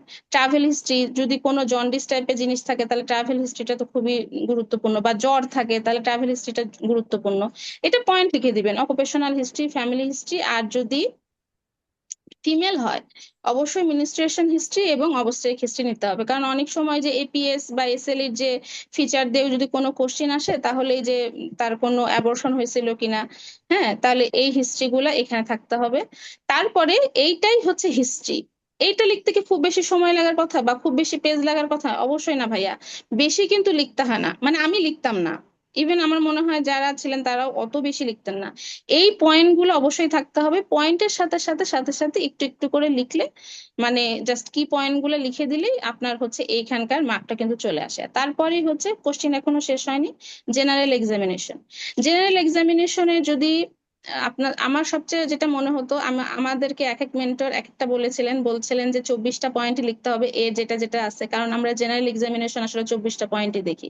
তো এটার একটা মানে ভালো দিকও আছে, খারাপ দিকও আছে। ভালো দিক হলে আপনার অত কিছু মনে করতে হয় না, প্রত্যেকটার সাথে সাথে কোনটা আছে কোনটা নাই লিখে লিখে ডায়াগনোসিস লিখে দিলাম। আর যদি মনে করেন না আমার সময় পাচ্ছি না, বা ডিডি গুলো আমার এমন যে যেটার স্পেসিফিক কিছু কিছু জেনারেল এক্সামিনেশনের সাইন গুলো আমি জানি, তাহলে ওইভাবেই সেগুলোই লিখে রাখেন, অল্প লিখলেও কোনো সমস্যা নাই। আর সিস্টেমিক এক্সামিনেশনে যে সিস্টেম নিয়ে কথা বলবে সেই সিস্টেমটা একটু বড় লিখবেন, বাকি লিখবেন যে all system reveals no abnormality. কিন্তু ধরেন ওই যে উইলসন ডিজিজ যেটা ছিল, সেটাতে যেমন নিউরোলজিক্যাল ম্যানিফেস্ট মানে সিস্টেম এসে যাচ্ছে, অ্যাবডোমিনাল এক্সামিনেশন এসে যাচ্ছে, ফলে যেগুলো যেগুলো ইনভলভ করছে সিস্টেম সেগুলো লিখবেন, আর বাকিগুলো লিখবেন অল নাথিং অ্যাবনর্মালিটি। তাহলে এইখানে এইভাবে যদি এইটুকুন অংশটা লেখেন, তাহলে দেখবেন যে খুব বেশি সময় লাগে না, 10 মিনিটের মতো সময় দিবেন এই দুইটার জন্য, মানে হিস্ট্রি প্লাস এক্সামিনেশনে, এবং 10 মিনিটের বেশি আসলে লাগেও না। কি মানে যেটা হলো প্রমিনেন্ট ওই ওই পেশেন্টের ওই ডিজিজের ফিচার, সেটাই লিখবেন, সেটাই স্যাররা দেখে যে ওইটা লিখছে কিনা। হ্যাঁ, আপু এটাই হচ্ছে আরেকটা মেইন প্রশ্ন কথা। করবো আপু, অনেকে দেখি হ্যাঁ, যে পরীক্ষার আগে আগে গিয়ে রোল টানাটানি নিয়ে খুব আপনি কি রোল টানতেন খাতায় শুরুতে? ভাইয়া শোনেন, আপনি হচ্ছে প্রথম দিন আধা ঘন্টা আগে প্রথম দিন কেন, দ্বিতীয় দিনও, মানে প্রথম দিন অনেকটা আগেই রুম খুলে দেয়, ফলে আপনাকে খাতা দিয়ে দিলে আধা ঘন্টা আগে আপনি বসে বসে করার কিছু নাই, আপনি নাম টাম পূরণ করে সুন্দরভাবে প্রত্যেকটা খাতায় কষি টানতে পারবেন, মানে রুল টানতে পারবেন যেটাকে বলে। আপনি টানছেন? হ্যাঁ হ্যাঁ, আমি তো বরাবর ভাইয়া, আমার খুব ওইটা আচ্ছা আমার আপু, অভ্যাস। আপু এই মানে এই স্কিল করা কি খুব ম্যান্ডেটরি যে আমরা মার্জিন যেটা আনি? এখন কথা হচ্ছে অনেক ভাইয়াদেরকে দেখছি যে ওরা হচ্ছে ভাঁজ করে নেয়, ছোটবেলা আমরা ভাঁজ করতাম না যে এভাবে এভাবে, তো ভাঁজ করার একটা সমস্যা হচ্ছে যে এইদিকে তো ওই যে ইয়েগুলো থাকে যে গোল পূরণের জিনিস, ওগুলো তো ভাঁজ করতে না করে, ফলে ওইভাবে ভাঁজ করাটা কতটা ভালো হবে জানি না। আর দ্বিতীয় কথা হচ্ছে যদি না আপনার তো মনে ভাঁজও হয়, করলাম না, লিখলাম মানে কিছু করলাম না, স্কিল টানলাম, কিছু সরাসরি লিখলাম, ভাঁজ করারও দরকার নেই, আমার স্কিল করার দরকার নেই। হ্যাঁ দেখতে সুন্দর বলে একটা ব্যাপার আছে। আপনি কি জানেন যে যে খাতাটা, ও একটা কথা, যার হাতের লেখা ভালো সে তার কথা বলছি না, কিন্তু আমাদের সবার হাতের লেখায় মোটামুটি ভালো, কারণ আমরা জানি যে আমরা যারা এফসিপিএস পরীক্ষা দিচ্ছি তারা বরাবরই সবাই ভালো স্টুডেন্ট, কিন্তু লেখাটাকে একটু যেন পরিষ্কার পরিচ্ছন্ন থাকে, যেন স্যাররা পড়াটা বুঝতে পারে। আর সৌন্দর্য সব সময় 1 নাম্বার 2 নাম্বার আপনাকে, মানে মনটাকে, আপনার স্যারদের মনটা থাকবে যে না এটা আমি একজন ভালো স্টুডেন্টের খাতা দেখতেছি, সে একজন ভালো, এই এই ফিলিংটা আনতে হবে। নাম্বার বেশি দেয় কিনা সেটা স্যারেরাই বলতে পারবে, কিন্তু আমি অবশ্যই খাতায় কষি টানতাম এবং আমি আমার ওটা লেখা ওটা তো মোটামুটি তাহলে ভালো আর আপু কি। সাইন্টিফিক ব্যাকগ্রাউন্ড থেকে সরে গিয়ে এক ধরনের বায়াস অ্যাসেসমেন্ট হয়ে গেল, এখন কি যেটা বলবো ভাইয়া, আমাদের হয়তো মতো এফসিপিএস এর সাথে এটা মানায় না, যেটা স্যাররা করে রিপিটেডলি করে, থ্যাংক মানায় ইউ। না। এখন সেটাই আপনি যখন সেটাই টিচার এটাই মানে সত্য করবেন কথা। না, আমিও আপনিও তখন এটাই আমি দেখবেন। যেটা আমাদের মানে বাংলাদেশ এইগুলি বলে, বাংলাদেশ এগুলি বলে এটা আননেসেসারি, আমাদের একমত। মানে আমাদের উপর প্রেসার পড়ে আননেসেসারি। থ্যাংক ইউ ভাই। এই যে ইররিলেভেন্ট কিছু আপনি কিছু জিনিসের আপনি করে। একটা একটা হাই লেভেলের পরীক্ষা দিচ্ছেন, এখানে তো খুবই হুম স্পেসিফিক হবে এবং খুবই জ্ঞান হুম। ভিত্তিক হবে। হুম এখানে ধরেন ওই গরু রচনাও লেখার দরকার কি, আর এখানে ওই লাইন টানাটানি এগুলি আসলে মানে কি প্রয়োজনীয়তা, আমি এটা এক কতটুকু ধরনের মেন্টাল, আমি আমি মনে করি মেন্টাল টর্চারিং করা, মানে মানে মানসিক না, মানে আপু জুলুম আর দেখেন কি। এগুলা ইন্টারন্যাশনাল কোনো পরীক্ষাতেই কিন্তু এগুলা নাই। আপনি হ্যাঁ, মানে ইন্টারন্যাশনাল স্ট্যান্ডার্ড যত ঠিক আছে, পরীক্ষা ঠিক আছে পাইছি। সব তো এমসিকিউ, এই এমনি রিটেন, তারপরে আবার এগুলো একটা মানসিক মেন্টাল টর্চারিং আর কি।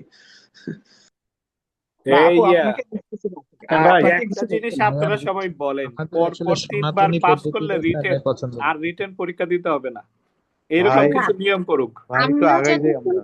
পাস না করতেছি ততক্ষণ আমরা যে যে না জিনিসগুলা, না, যেটা পাস করবে সেটা আর দেওয়া লাগবে না, এইভাবে এই হ্যাঁ, পরীক্ষা নেই, এগুলা রিটেন খুব কম্পিটিটিভ রিটেন এক্সাম। একবার পাস করলে আর কেন ভাই বারবার এটা দিতে তো হবে? ভাই বারবার কেন পাস দিতে করার হবে? পরে কেউ কিসের কাজ টু করে না, প্লাস আর বুঝলেন? 3+, এগুলা 2+3+ বইলে সারাটা জীবন মানুষকে ধ্বংস করে দিচ্ছে। এগুলো হ্যাঁ, উঠাইতে একটা হচ্ছে। নিয়ম করুন থাকে যে যে পরপর যদি পাস আর 3বার ফেল। সে রিটেনে পাস করে, তার আর জীবনে রিটেন পরীক্ষা দেওয়া লাগবে না। স্পয়েল করে দিচ্ছে। হ্যাঁ এখন হ্যাঁ, ভাইয়া এই জিনিসগুলো তো নীতি নির্ধারকরা বলবে, এখন এই হ্যাঁ, জিনিসগুলো ওইটা তো ওদের মাথায় ঢুকায় দিবেন। আপনারা যেহেতু পাস করছেন, আপনাদের কথা শুনবে, না আমাদের কথা দেখেন শুনবে আপু, না। হ্যাঁ দেখেন শুধু, একজন হ্যাঁ একজন একজন ক্যান্ডিডেট আমরা যদি পাস করলে এটা আমি সরাসরি স্যারের কাছে বলতাম আর কি, এগুলো জুলুমের একটা সীমা আছে। ভাই, এখানে একজন যারা কথা ক্যান্ডিডেট বলছেন তারা পাস করে দিলেও তখন বলবেন না পরীক্ষা সিস্টেম এটাই আছে। আপনি জানেন না ইলেকশনের আগে আর ইলেকশনের পরে কিন্তু ভিন্ন রকমের সুর হয় প্রত্যেকজনই। না না ভাই, আমি হ্যাঁ, ইনশাল্লাহ, আমি যদি এটা আল্লাহ জলিল ভাই স্যারকে আমাকে শুনেন, আল্লাহ পাস করে, আমি এটা জলিল চেঞ্জ স্যারকে করে জিজ্ঞেস জানান, আমাকে করেছিলাম, পাস করলে আমি এটা অবশ্যই জলিল স্যারকে জিজ্ঞেস চেষ্টা করবো করেছিলাম যে চেঞ্জ স্যার করার জন্য। আপনারা তো এই চাচ্ছেন কি যে এমআরসিপি জলিল স্যার স্টাইল হোক, নিজেও ফেল করবে এখন পরীক্ষা দেবে। হ্যাঁ না স্যার তখন বললো যে আমরা কি পুরোপুরি বিদেশিদের মতো হতে পেরেছি? তা আমি বললাম স্যার বিদেশিদের খারাপ ভালোটা নিতে চাচ্ছেন আর খারাপটা ত্যাগ করতে চাচ্ছেন না কেন? তখন বলছে যে আমরা আস্তে আস্তে করব। এই যে ব্রড আস্তে আস্তে কোশ্চেন একটা কবে রেখে দেওয়া, করবে? এটা এটা তো তো 10 বছর ঔপনিবেশিক হয়ে একটা গেছে। চাল। না আমার মনে দেখেন হয় একজন আমার যদি মনে হয় রিটেনে পাস স্যাররা করে মনে হয় যায়, পুনর্জন্মে বিশ্বাসী মনে হয়, আবার এক জন্মে গিয়ে করবে। সেটাই, দেখেন আপু এইটা একজন ঠিক বলেছেন একজন ভাই। আমরা মনে হয় যে কয়দিন পর পর জন্মগ্রহণ করব, আর এইগুলা কোনো সমস্যা না। এই ধরনের ভাইয়া এখন একজন হেয়ালিপন ক্যান্ডিডেট যদি পাস কথাবার্তার করে আসলে যায় কোনো রিটেনে, ভ্যালু আছে? এটার আসলে কোনো শেষ নাই, এটা আসলে নীতি নির্ধারকরা বলবে। হ্যাঁ এটা অবশ্যই আপনাদের কাছ থেকে যেটা আমরা শুনলাম, যদি আমাদের সুযোগ হয় স্যারদের সাথে সরাসরি কথা বলা আমরা বলবো, কিন্তু ভাইয়া আপু যতদিন পাস আপু না আপু করতেছেন একটা একটু কথা কষ্ট বলি, করে, শুনেন হ্যাঁ আপু, একটু শেষ কষ্ট করে অবশ্যই আছে, করেন। কিন্তু স্যাররা ইচ্ছাকৃতভাবে লেনদেনিং করছে, কারণ এটা ওদের ব্যবসার সাথে জড়িত। এতে যে ট্রেনিং দেয় বিভিন্ন, ওগুলো টাকাগুলো এখান থেকে আসে, মেইন কথা হলো এটা। এটা ভাইয়া এত ছাড়া তো আর ডিটেলস কোনো তো কথা নাই। আসলে জানি না, এখন কি বলবো। আচ্ছা ভাইয়া আমরা সময় নষ্ট না করে আমরা মানে ক্লাসটা আগাই, হ্যাঁ, কারণ অনেকেই আছেন যারা হয়তো পড়বেন। আচ্ছা, তারপর হচ্ছে এই জিনিসগুলো আমরা দেখলাম, এখন হচ্ছে আমরা ইনভেস্টিগেশনে আসলাম। এখন ইনভেস্টিগেশনে তো একটা মাথায় রাখবেন, ইনভেস্টিগেশন আসতে পারে বলতে পারে ফার্স্ট লাইন ইনভেস্টিগেশন লেখো, দ্বিতীয় আসতে পারে সেকেন্ড লাইন ইনভেস্টিগেশন লেখো, অথবা বলতে পারে কিছুই না, ইনভেস্টিগেশন কি কি লিখতে হবে। তো ফার্স্ট লাইন ইনভেস্টিগেশনের ক্ষেত্রে কিন্তু আমাদের খুব বেশি সময় দেওয়ার কথা না, ওটা 1 পাতার মধ্যে হয়ে যায়, কারণ ফার্স্ট লাইন ইনভেস্টিগেশন আমরা আসলে কিন্তু বেসিক যে কয়টা লাগে সে কয়টাই লিখবো। এখন সেকেন্ড লাইন ইনভেস্টিগেশনের বেশিরভাগ ক্ষেত্রে দেখা যায় যে রিজনিং বা জাস্টিফিকেশন চায়। এখন এইখানেই আপনাদের একটু ট্রিক্স খাটাইতে হবে, যে বলে যে রিজনিং অ্যান্ড জাস্টিফিকেশন আমরা লিখবো, এত বারবার এই এতগুলা কথা লিখতে পারবো নাকি? হিস্ট্রি, এক্সামিনেশন, ইনভেস্টিগেশন, এই যে এই জিনিসগুলো আমরা লিখছি, জাস্টিফিকেশন বলতে তো এগুলার জন্য আমি এই টেস্টটা করতে দিছি। তাহলে এগুলো কি বারবার লিখবো? না, এখানে বারবার লিখবেন না। যদি কেউ ছক করতে চান অবশ্যই ছক করবেন, ছক না করলে এইভাবে নিচে দেখেন টান টান করে লিখে দিছি, সেইভাবেও লিখতে পারেন। কিন্তু যদি ছক করেন বা ছক না করেন, আপনাদের কথা হচ্ছে যে ডিডিটা প্রথমে আপনি মানে প্রথম ডিফারেন্সিয়াল হিসেবে দিচ্ছেন, যেমন ধরেন এই একটা প্রশ্নের আমি ক্রনিক প্যানক্রিয়াটাইটিস হচ্ছে আমার ফার্স্ট ডিডি, তাহলে এই ক্রনিক প্যানক্রিয়াটাইটিসের যতগুলা ইনভেস্টিগেশন আমাকে করতে হবে সবগুলা আমি এই 1 2 3 4 এভাবে আমি লিখবো। এটা আমি জাস্ট খালি স্যাম্পল হিসেবে নিছি, ওইটার একসাথে আমি এই হিস্ট্রি, এক্সামিনেশন, ইনভেস্টিগেশন লিখে দিছি। অথবা যদি দেখেন টাইম একেবারেই পাচ্ছেন না, তাহলে লিখবেন to confirm the diagnosis and see the cause of chronic pancreatitis. কারণ জাস্টিফিকেশন এটাই, এই কারণেই আমি এই টেস্টগুলা করতেছি। তাহলে আপনার হবে কি, আপনার এই প্রতিটা ইনভেস্টিগেশন লেখার জন্য এই কথাগুলা বারবার লিখতে হবে না, সময় অনেক কমে যাবে, সময় আপনি অনেক টেস্ট লিখতে পারবেন। এক্সপেক্টেড ফাইন্ডিংসটা না লিখে আমি হ্যাঁ। রিজনিং এন্ড জাস্টিফিকেশন লিখে হুম। এরপরের বক্সে ডায়াগনোসিস লিখলে এটা মোর অ্যাপ্রোপ্রিয়েট হয় না? হ্যাঁ, ওটা হয়। আমি এক্সপেক্টেড ফাইন্ডিংসটা কারণ কেন এটা আমি লিখেছি? কি জন্য ইনভেস্টিগেশন গুলো করছি, এটা আমি করছি ক্রনিক প্যানক্রিয়াটাইটিস দেখার জন্য করছি। কেন আচ্ছা। করলাম? এই এই কারণে, কারণ আমি ফার্স্ট লাইন হিস্ট্রিটা হচ্ছে সাজেস্টিভ, অন এক্সামিনেশন আমি পেয়েছি এই ফিচার্স পেয়েছি, ফার্স্ট লাইন ইনভেস্টিগেশনে এই পেয়েছি, যার জন্য আমি এই 4টা 5টা 10টা ইনভেস্টিগেশন লিখলাম এখানে। এগুলো সবগুলাই ক্রনিক প্যানক্রিয়াটাইটিস এর জন্য। হ্যাঁ, মানে আমি বোঝাতে চাচ্ছি এই রিজনিংটা একটাই হবে আপনি ওই প্যানক্রিয়াটাইটিস এর ক্ষেত্রে, কিন্তু এই দিকের ইনভেস্টিগেশনের টাইম বাদ হয়ে যাবে, তারপর এখানে একটা মানে বক্স করে দিবেন। মানে এটা হচ্ছে ক্রনিক, মানে একটা ডিডির জন্য যতগুলা টেস্ট তার জাস্টিফিকেশন একবারই লিখবেন, বারবার লেখার দরকার নাই। এটাই হলো আমার মেসেজ। Right right. তাহলে আপনাদের সময় কমে যাবে, আবার কোনো ইনভেস্টিগেশনও বাদ পড়বে না, আপনি গুছিয়ে লিখতে পারবেন। যেমন ধরেন হঠাৎ কোনো একটা ভাইয়া বা আপু হয়তো লিখলো সিটি স্ক্যান অ্যাবডোমেন, তারপর লিখলো এন্ডোস্কোপি এন্ড বায়োপসি, মানে একটা ক্রনিক প্যানক্রিয়াটাইটিস, একটা হচ্ছে সিলিয়াক ডিজিজ, একটা আইবিডি, তাহলে তো হচ্ছে অনেক আপনার সময় লাগবে। জাস্টিফিকেশন গুলাও আপনার চেঞ্জ হয়ে যাবে। সেই জন্য এটা যদি আপনারা মাথায় রাখেন, যেভাবেই লেখেন কিন্তু একবার লিখবেন, একবারের মধ্যে 3 4টা চলে আসলো, ঠিক আছে? এইটাই আমি বোঝাতে আপু চাচ্ছি। জিনিসটা একটু বুঝিয়ে বলবেন, আর একটু বলেন, আমি শুনিনি। মানে আমি বোঝাতে চাচ্ছি যে 4টা ডিডি আপনি লিখলেন, ধরেন একটা মানে কোশ্চিনের ডিডি হচ্ছে 4টা, একটা প্রথমটা হচ্ছে ক্রনিক প্যানক্রিয়াটাইটিস, দ্বিতীয়টা হচ্ছে সিলিয়াক ডিজিজ, তৃতীয়টা হচ্ছে আইবিডি। তাহলে ক্রনিক প্যানক্রিয়াটাইটিস ডায়াগনোসিস করতে আমার যে সব ইনভেস্টিগেশন লিখতে হবে, সেই ইনভেস্টিগেশন গুলো আমি প্রথমে লিখবো একবার, 1 2 3 4 যদি আরো থাকে, আমি জাস্ট এটা স্যাম্পল নিয়ে আসছি। লিখে এই যে জাস্টিফিকেশন বা রিজনিংটা লিখতে বলে, এর মধ্যে যেমন আছে হিস্ট্রি, এক্সামিনেশন, ইনভেস্টিগেশন, তাহলে এই জিনিসগুলা বারবার লিখতে হচ্ছে না। এই 4 5টা ইনভেস্টিগেশনের জন্য জাস্টিফিকেশন সেম একটাই। আপু তাহলে আমি মনে করি আমার 4টা ডিডি আছে, 4টা ডিডি আমি 4টা যা যা ইনভেস্টিগেশন আছে একসঙ্গে লিখে আমি একসঙ্গে ইভালুয়েট করে দিলাম, তাই তো? হ্যাঁ, তার মানে 4টা বারবার যদি আমি ডিডি থাকে, 4টা ডিডি থাকে, তাহলে 4টা আপনার রিজনিং হবে, মানে বুঝাতে পারছি? কিন্তু ইনভেস্টিগেশন অনেকগুলো হবে কিন্তু। হ্যাঁ, আপা, আচ্ছা, ইনভেস্টিগেশন অনেকগুলো। হ্যালো। হ্যাঁ, হ্যালো, কিন্তু বলেন। ডিডি যদি টিবি আর লিম্ফোমা হয় তাহলে তো ইনভেস্টিগেশন একই হয়, তাহলে সেক্ষেত্রে কি করা যাবে? রিপিটেশন করবেন, রিপিট করবেন এটা। টিবি আর লিম্ফোমার তো কিছু কিছু পার্থক্য থাকে, লিম্ফ যেমন নোড বায়োপসি আপনি হ্যাঁ। 2 জায়গায় লিখবেন। হ্যাঁ, হ্যাঁ, কিন্তু সেটা বললাম। টিবির ক্ষেত্রে আপনার স্পুটাম আছে না, স্পুটাম বা জিন এক্সপার্ট না, পড়ে তো ওগুলা আমি তো আছেই, মানে উনি যেটা বলতেছে যে একই যেগুলা হবে সেগুলো অবশ্যই রিপিট সেটা করবেন। অবশ্যই লিখতে হবে। ডিডি মানেই আপনার জাস্টিফিকেশন আলাদা, তাই ঠিক না আছে আপু? ভাইয়া? না, হ্যাঁ। এক্সিটি স্ক্যান আমার 4 জায়গায় লিখতে হবে। মানে আমি বুঝাতে ধরেন চাচ্ছি হ্যাঁ আমি বলেন। প্রত্যেকটা ডিডিতেই যদি সিটি স্ক্যানটা থাকে, হ্যাঁ, তাহলে আমি কি সিটি স্ক্যান 4 বারই লিখবো? না 4বার লিখবেন কেন? সিটি স্ক্যান 4বারের মধ্যে আপনার লেখার তো দরকার নাই, কিন্তু আপনি এই যে আপনি যে ইয়েটা লিখতেছেন, যেমন ধরেন আপনি হচ্ছে এইটার ডায়াগনোসিস হতে পারে সিটি না না, স্ক্যান ভাইয়া ছাড়া। বলছে যে আপু আপনার প্যানক্রিয়াটাইটিস ক্ষেত্রে এবং অ্যাবডোমিনাল টিবি, লিম্ফোমা যদি হয় এরকম ডায়াগনোসিস, তো আপনার দুইবারই লিখবেন। সিটি স্ক্যান তো আপনার একটা করলেই হবে নাকি নাকি না, চারবার না। লিখতে এখন হবে? এখন ভাইয়া দেখেন, আমি এই ট্রিক্স এর জন্য কি করতাম, এই যে এক্সপেক্টেড ফাইন্ডিংস এ লিখতাম। এটা হয়তো আপনাদের কাছে এটা বিরক্ত মনে হবে বা মনে করবেন যেটা দরকার নাই, আমি লিখবো না। কিন্তু এক্সপেক্টেড ফাইন্ডিংসটা আমরা কেন চাই? যখনই আমরা ওই রাউন্ডে বা হচ্ছে স্যারদের কাছে কোনো প্রশ্নের উত্তর দিতাম, স্যাররা কিন্তু সবসময় বলতো তুমি যে ইনভেস্টিগেশন করছো, তোমার এক্সপেক্টেড ফাইন্ডিংস কি, তুমি কি চাইছো? এই জন্য আমি না আপু, সবসময় কিন্তু আমার কাছে আপু শোনেন আপু, যে এখন আমরা টিবির ক্ষেত্রে একটা পাবো এক্সেল ফাইন্ডিং, হুম প্যানক্রিয়াটিসের একটা পাবো, লিম্ফোমার হুম লিম্ফোমার ক্ষেত্রে একটা পাবো, তাহলে এখানে সিটি স্ক্যান কয়বার লিখবো তাই বলেন? এখন বলতে কথা পারি হচ্ছে, এখন কথা সিটি হচ্ছে অ্যাবডোমেন তো সবই সবই তো আমরা আমরা সিটি আমরা সাজেস্ট করি সিটি অ্যাবডোমেন। লিম্ফোমা বা আপনার টিবির ক্ষেত্রে শুধু কি অ্যাবডোমেনের করবেন? সেটা জি চেস্টেরও অ্যাবডোমেন। করতে হবে, পেলভিকেরও করতে হবে, বা কার্সিনোমার ক্ষেত্রেও ধরেন। মানে জিনিসটা আমি কি বুঝাতে পারছি? ওই ইনভেস্টিগেশন তো এটা আপনার এক না। আর আপনি যদি মনে করেন যে না আমি এভাবেই একটাই লিখে ওভাবে লিখবো, তাহলে সেটাও লিখতে পারেন। কিন্তু আমার কাছে মনে হয়েছিল বা আমি এভাবে অ্যাপ্লাই করছিলাম যাতে আমার সময়টা বাঁচে, আমার এই জাস্টিফিকেশন লেখার ক্ষেত্রে যেন আমার সময়গুলো বাঁচে, এই জন্য আমি এইভাবে লিখতাম। এখন আপনার যদি মনে হয় যে না আমি এটার জন্য এই বিতর্ক বা এই সমস্যাটার জন্য ওভাবে লিখবো, লিখতে পারেন। আমরা ফলো করতে পারি, অথবা আমরা আমরা নিজেদের যেটা মনে করি সেটা লিখবো। এবার এটাও ভালো একটা প্যাটার্ন। আপু ফার্দার আগাই আপু। হ্যাঁ হ্যাঁ সেটাই।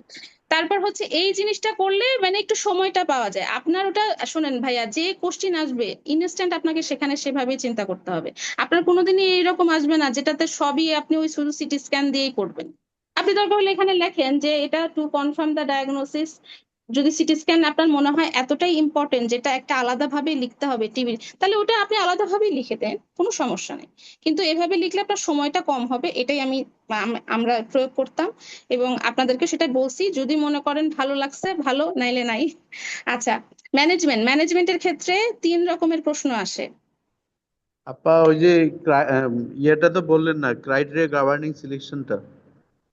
এই যে ভাইয়া, ক্রাইটেরিয়া গভর্নিং সিলেকশন, রিজনিং এবং justification same answer. Criteria governing selection মানে হচ্ছে আপনি এই ইনভেস্টিগেশনটা করলেন, কেন করলেন। রিজনিংটাও সেম, যেটা কেন করলেন। জাস্টিফিকেশন মানে এই যে আপনি এটা করতে দিলেন, কেন করতে দিলেন, জাস্টিফিকেশন কি। তার মানে হচ্ছে হিস্ট্রিতে আমি এই জিনিসগুলা পাইছি, এক্সামিনেশনে আমি এটা এটা পাইছি, ফার্স্ট লাইন ইনভেস্টিগেশনে আমি এটা পাইছি, সুতরাং আমার মনে হয়েছে এই টেস্টটা করা দরকার। অথবা যদি আপনি মনে করেন তাহলে বলতে পারেন যে এইটা ডায়াগনোসিস করার জন্য করতেছি এবং এটার কজ খোঁজার জন্য করতেছি।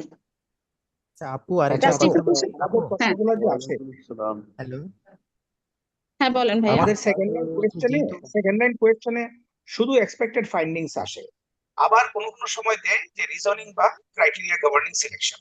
হুম এক্সপেক্টেড ফাইন্ডিং যখন চায় তখন তো শুধু হুম আমি এক্সপেক্টেড ফাইন্ডিংই দিব, বাকিগুলো হ্যাঁ তো হ্যাঁ, আর দিব না। না না না, ওটার দরকারই নাই। আর কিন্তু যদি আর যদি কিন্তু এক্সপেক্টেড ফাইন্ডিং না চায়, শুধু হ্যাঁ রিজনিং বা ক্রাইটেরিয়া হ্যাঁ গভর্নিং সিলেকশন, তো চাই, সেই ক্ষেত্রে আমি কি এক্সপেক্টেড ফাইন্ডিংটা এখানে দিব না? আমি দিতাম। এটার একটা কারণ আছে, কারণ দেখবেন কোন কোন জায়গায় এই এক্সপেক্টেড ফাইন্ডিংস আপনার জাস্টিফিকেশনে বেশি কিছু লেখা থাকে না, তখন আপনি এক্সপেক্টেড ফাইন্ডিংস এটা দেখার জন্য আপনি করতে চাচ্ছেন, করতেই পারেন। এটাই হচ্ছে রিজনিং হয়ে যাবে তখন। এটা তো খারাপ কিছু না। এক্সপেক্টেড ফাইন্ডিং মানে আমি এটা এটা এটা এটা এক্সপেক্ট করতেছি বা এটা দেখার জন্য আমি এটা করতেছি, আমি দিতাম। এটা দিতে হবে এমন কোনো কথা নাই, কারণ স্যাররা চায়নি। বাট স্যারেরা চায়নি বলে মনে মনে চায়, কারণ প্রত্যেকটা সময় যখন আমরা বলি স্যারদেরকে, স্যাররা বলে তুমি এটা কেন করতেছো, মানে কি এক্সপেক্ট করতেছো। সুতরাং আমি দিতাম, যদি এটা আপনার প্রশ্নের মধ্যে থাকতো তাও দিতাম, না থাকলে তাও দিতাম। এখন এটা দিতে হবে, প্রশ্নের মধ্যে না থাকলে এটা আমি কখনোই বলবো না। যদি আপনাদের সুযোগ হয় বা আপনারা এভাবে লিখে অভ্যস্ত হন, সেভাবেই লিখবেন। কারণ এই 17টা দিনে আসলে প্যাটার্ন চেঞ্জ করার টাইম নাই, সিরিয়াসলি যেটা না, সত্যি কথা বলতেছি। কোন স্যার কি এরকম মনে করতে পারে কিনা যে এক্সপেক্টেড ফাইন্ডিং তো চাওয়া হয় নাই, সে কেন দিল? আমি তো সেটা চাইছি। হলেও এটা তারা মানে তারা স্যাটিসফাইড হয়, এবং এখানে যে 10 নাম্বার থাকে আপনি 8ই পেতে পারেন। সত্যি কথা বলতেছি ভাই, কারণ আমি কেন বলতেছি, কারণ আমি এবার যেভাবে আমি বলতেছি আমি সেভাবেই আমি পরীক্ষাটা দিছি। এবং এটা আমি শুধু এখানে না, আমি যতবারই জেনেসিসে এক্সাম গুলা দিতাম আমি কিন্তু সেটাই প্র্যাকটিস করতাম যেটা আমি পরীক্ষায় লিখবো। তো আমার তখন আমি মার্ক গুলা দেখতাম যে অনেক ভালো মার্ক পেতাম, মানে এখন তো পার হয়েই আসছি, আমার প্রতিটা পরীক্ষাতে আমি খুব ভালো পেতাম, আউটকাম পেতাম। যার কারণে আমার মনে হতো যে এভাবে লিখলে হয়তো আমি আসল পরীক্ষাতেও ভালো করবো, এবং এবং সেভাবেই আমি লিখছি এবং সেভাবেই আমি আউটকামটা পাইছি। এখন ভাইয়া এটা আমি কখনোই বলবো না যে প্রশ্নে নাই আপনি লিখবেন তাও, বাট আমি লিখতাম। এবং এটা লেখা খারাপ না, এটা লিখলে বরং আপনার প্লাস পয়েন্ট, আপনাকে মার্ক তুলতে হবে। এটা আমি আপু আমি বুঝি আর কি। আপু একটা কথা বলবো, যেহেতু পরীক্ষা হ্যাঁ দেরি নাই, এখন হ্যাঁ আপনি যে বললেন মানে ডিফারেন্সিয়াল গুলো ধরে ধরে একটা একটা ধরে ধরে ওটার ইনভেস্টিগেশন, তারপর নেক্সট ডিফারেন্সিয়াল ওগুলোর ইনভেস্টিগেশন এভাবে লিখতে, তাই তো? ওইভাবেই তো বললেন। হুম হুম হুম হুম হুম আমি যেভাবে লিখি, মানে আমি কিন্তু হুম। উল্টা ভাবে চিন্তা করি, মানে আমি ইনভেস্টিগেশন একটা, যেমন সিবিসি তে কোন ডিডি তে কি পেলাম তখন সেইভাবে আমি লিখতে থাকি। এটাও কি খারাপ অ্যাপ্রোচ? না, খারাপ অ্যাপ্রোচ না, কিন্তু দেখবেন ওখানে না আপনার প্রত্যেকটা জিনিসের উপর একটু মানে চিন্তা করতে হচ্ছে বেশি। আপনি যদি ওভাবে লিখতে পারেন খুবই ভালো, কিন্তু সময় বাঁচানো, এই যে আজকের লেকচারটার মানে হচ্ছে সময় বাঁচানো। তো এই সময় বাঁচানোর জন্য এটা একটা টিপস দিলাম, যাতে আপনি একবারেই ওই কথাটা লিখতে পারেন। কারণ আপনি যখন একটু আহ, আলাদা অন্য অন্য একটা ইনভেস্টিগেশন লিখবেন, জাস্টিফিকেশন কিন্তু ডিফারেন্ট হয়ে যায়। এই জন্য আমি বলছি আপনারা যদি ওভাবে লিখতে পারেন খুব ভালো, ফেয়ার এনাফ। আপু, যেভাবে আপনি পারেন কি সেভাবে করেন, কিন্তু পাশ এখানে করেন ভাই। লেখার সময় কি রোল জি টানতেন, না জি, এমনিতে পাস এমনিতে করতে হবে ডাইরেক্ট লিখে আপু। দিতেন? আপু, আচ্ছা, এখন আমরা আগাই। আচ্ছা, ম্যানেজমেন্টে আমরা তিন ধরনের আপু আমরা প্রশ্ন পাই। ইনভেস্টিগেশনে কি আপু রোল টানতেন নাকি ডাইরেক্ট লিখতেন ইনভেস্টিগেশনের না, সময়? আমি ভাইয়া আমি কখনো এই ছক করতে যাইতাম না, ইনভেস্টিগেশনে ছক করার টাইম থাকতো না। আমি যে 4 নাম্বার পয়েন্টটা দেখেন একটা স্যাম্পল হিসেবে দিছি, এইভাবে টান দিয়ে লিখতাম, আর মাঝখানে একটু ফাঁকা রাখার চেষ্টা করতাম যাতে বোঝা যায় যে এটা হচ্ছে অ্যাকচুয়ালি ফাঁকা, মানে মানে আপনি একটু। হাত দিয়ে টানতেন, হাত দিয়ে ডাইরেক্ট? হ্যাঁ হ্যাঁ, হাত দিয়ে লেখা, ওখানে আমি ছক করতাম না। আমি কোনো কোনো কোশ্চিনে কোনোদিন বক্স করি নাই, এক্সেপ্ট আমি পার্থক্য বা ডিফারেন্স আমি যদি লিখতে এগুলো বলে সেটা করতে গিয়ে ছাড়া। অনেক সময় সময় নষ্ট করছি দুই একবার। হ্যাঁ হ্যাঁ, সুতরাং এইখানে আমি বক্স করতাম না, কিন্তু অনেকের তো অভ্যাস বক্স করে লেখা, আপনি চট করে বললেই কিন্তু সেটা উইথড্র হবে না। তাদের জন্য ওইভাবে আমি বলছি আর কি। ঠিক আছে, আচ্ছা। এখন ম্যানেজমেন্টে আমরা চলে আসি। ম্যানেজমেন্টে কিন্তু 3 রকম ম্যানেজমেন্টের কথা বলে। একটা হচ্ছে outline the management, principal of management, দুটাই কিন্তু সিমিলার মানের, সিমিলার আপনার চিন্তা ভাবনা। ওখানেও আপনাকে এইম লিখতে হবে। আপনাকে এইম লেখার পর জেনারেল ম্যানেজমেন্ট, স্পেসিফিক ম্যানেজমেন্টের প্রত্যেকটা ডিডির একটু একটু করে মেইন ট্রিটমেন্ট গুলো আপনাকে লিখতে হবে, মানে ট্রিটমেন্ট অফ কজ যেটাকে বলে, মানে স্পেসিফিক ট্রিটমেন্ট লিখে তারপর আপনার হেডিং দিবেন কোমরবিডিটিস, ট্রিটমেন্ট অফ কমপ্লিকেশন, তারপর ফলো আপ, তারপর হচ্ছে প্রগনোসিস। এই পয়েন্টগুলো থাকতে হবে। আর যদি উপরে যে আউটলাইন বলে প্রত্যেকটারই ট্রিটমেন্ট লাগবে। ম্যানেজমেন্ট অফ দ্য পেশেন্ট এইটা কখন দেয়, যখন হচ্ছে এমন একটা সিনারিও আসে যেটাতে অ্যাকিউট কোনো ইমার্জেন্সি ব্যাপার আসে, তখন দেখবেন বেশিরভাগ প্রশ্নগুলোতে বলে যে how will you manage the patient বা ম্যানেজমেন্ট অফ দ্য পেশেন্ট। সেই ক্ষেত্রে প্রথমেই আগে বলতে হবে এইম লেখার পর যে যেহেতু সিনারিও দেখা যাচ্ছে এর একটা অ্যাকিউট ইমার্জেন্সি আছে বা অ্যাকিউট কন্ডিশন আছে, আমি এই চিকিৎসাগুলো দিব, তারপর আমি তাকে মেডিসিন ডিপার্টমেন্টে ট্রান্সফার করে দিব। তারপর আপনার শুরু হবে general, specific, treatment of complication, ওই অংশটুকু এক্সট্রা এখানে লিখতে হবে। আরেকটা টাইপের কোশ্চেন আসে যে write the treatment of the patient of the disease which is go with the favour of you most likely diagnose, মানে আপনি যেটাকে মনে করতেছেন মোস্ট লাইকলি শুধু সেটার ট্রিটমেন্ট চাই। সেক্ষেত্রে কিন্তু বাকিগুলোর ম্যানেজমেন্ট না লিখলেও আপনার চলবে, যদি এই নিচে 3 নাম্বারটা থাকে। সেক্ষেত্রে আপনি এইম লিখলেন, জেনারেল লিখলেন, স্পেসিফিকে আপনার তখন বলবেন যে আমার মোস্ট লাইকলি ডায়াগনোসিস এইটা, সুতরাং এইটার ট্রিটমেন্ট হচ্ছে এইটা। তাহলে এইখানে আপনার এইভাবে লিখলে সময়টা অনেকটাই কমে যায়। আচ্ছা, এইটাই গেল হচ্ছে মোটামুটি লং আনসার কোশ্চিন। আমি জানি আপনারা এখানে অনেকেই আছেন যারা অনেকবার পরীক্ষা দিচ্ছেন ভাইয়ারা, তাদের জন্য অ্যাকচুয়ালি এটা কতটা উপকার হবে জানি না। তবে যারা নতুন, আমার মনে হয় এভাবে তারা লিখলে ভালোই করবে। আর যদি কোনো কোশ্চিন থাকে তাহলে সেটা এখনই বলে দেন, আমরা এসে আবার শুরু করবো। আপু, আপনি খুব ভালো বলতেছেন আসলে, মানে আপনাকে উদ্দেশ্য করে না, এটা আমাদের নিজেদের ক্লিয়ারের জন্যই বলছি আর কি। কিছু জিনিস হ্যাঁ হ্যাঁ শেয়ার করতে, সে হ্যাঁ হ্যাঁ, না কারণে আমি ঠিকই আমাদের আছে ভাইয়া। কিন্তু আমি তো ছোট মানুষ কেন বলতেছি, কারণ হচ্ছে আমি তো কেবল রিসেন্টলি পাশ করেছি, আমার আসলে আমি কতখানি এই চেঞ্জ করতে পারি ঠিক আছে প্যাটার্ন আপু। গুলো। এখন ধরেন আমার আমার সিনারিও অনুযায়ী ধরেন আমার টিডি হচ্ছে 5টা। তো তার মধ্যে হ্যাঁ, সে একটা ডিসেমিনেটেড টিবি আছে, একটা সার্কোইডোসিস আছে, একটা ব্রুসেলোসিস আছে, একটা লিম্ফোমা হুম আছে, হুম বা এইচএমভি আছে। এখন হুম প্রত্যেকটাতেই কিন্তু আপনার সিটি স্ক্যান আছে, হুম। প্রতিটাতেই সিটি স্ক্যান করতে হবে কোনো না কোনো ফর্মে। না না, আপনি এটা সিটি স্ক্যান ভাইয়া, সিটি স্ক্যান ওইভাবে লিখবেনই না। প্রতিটাতেই সিটি স্ক্যান আছে। সিটি স্ক্যান কিসে আছে? এইচআর সিটি চেস্ট, সাইকোডোসিস বললেন না ভাইয়া, প্রথমে এইচআর সিটি চেস্ট বলবেন। এইচআর সিটি চেস্ট আর সিটি স্ক্যান চেস্টের মধ্যে কিছুটা পার্থক্য আছে, বাট এখানে টার্মটা হবে এইচআর সিটি চেস্ট। লিম্ফোমা যখন আসবে তখন একবারে লিখবেন যে CT scan of chest, CT scan of abdomen এবং CT scan of pelvic organ. কেন? ইভেন ব্রেন, কারণ আপনি তো ব্রেনেও মানে ইয়ে দেখবেন, ওইটা লিম্ফোমা হলে বা লিম্ফ্যাডেনোপ্যাথি থাকলে বা মেটাস্টাসিস হলে কোনো চেঞ্জ আসছে কিনা, তারপর আমার অ্যাবডোমেনের অর্গান গুলোতে চেঞ্জ আসছে কিনা। ওখানে শুধু চেস্টের কিন্তু হবে না। হ্যাঁ, আমি কি বুঝাতে পারতেছি? তারপর ধরেন টিউবারকুলোসিস, যখন আপনি টিবি লিখবেন, কিসের টিবি?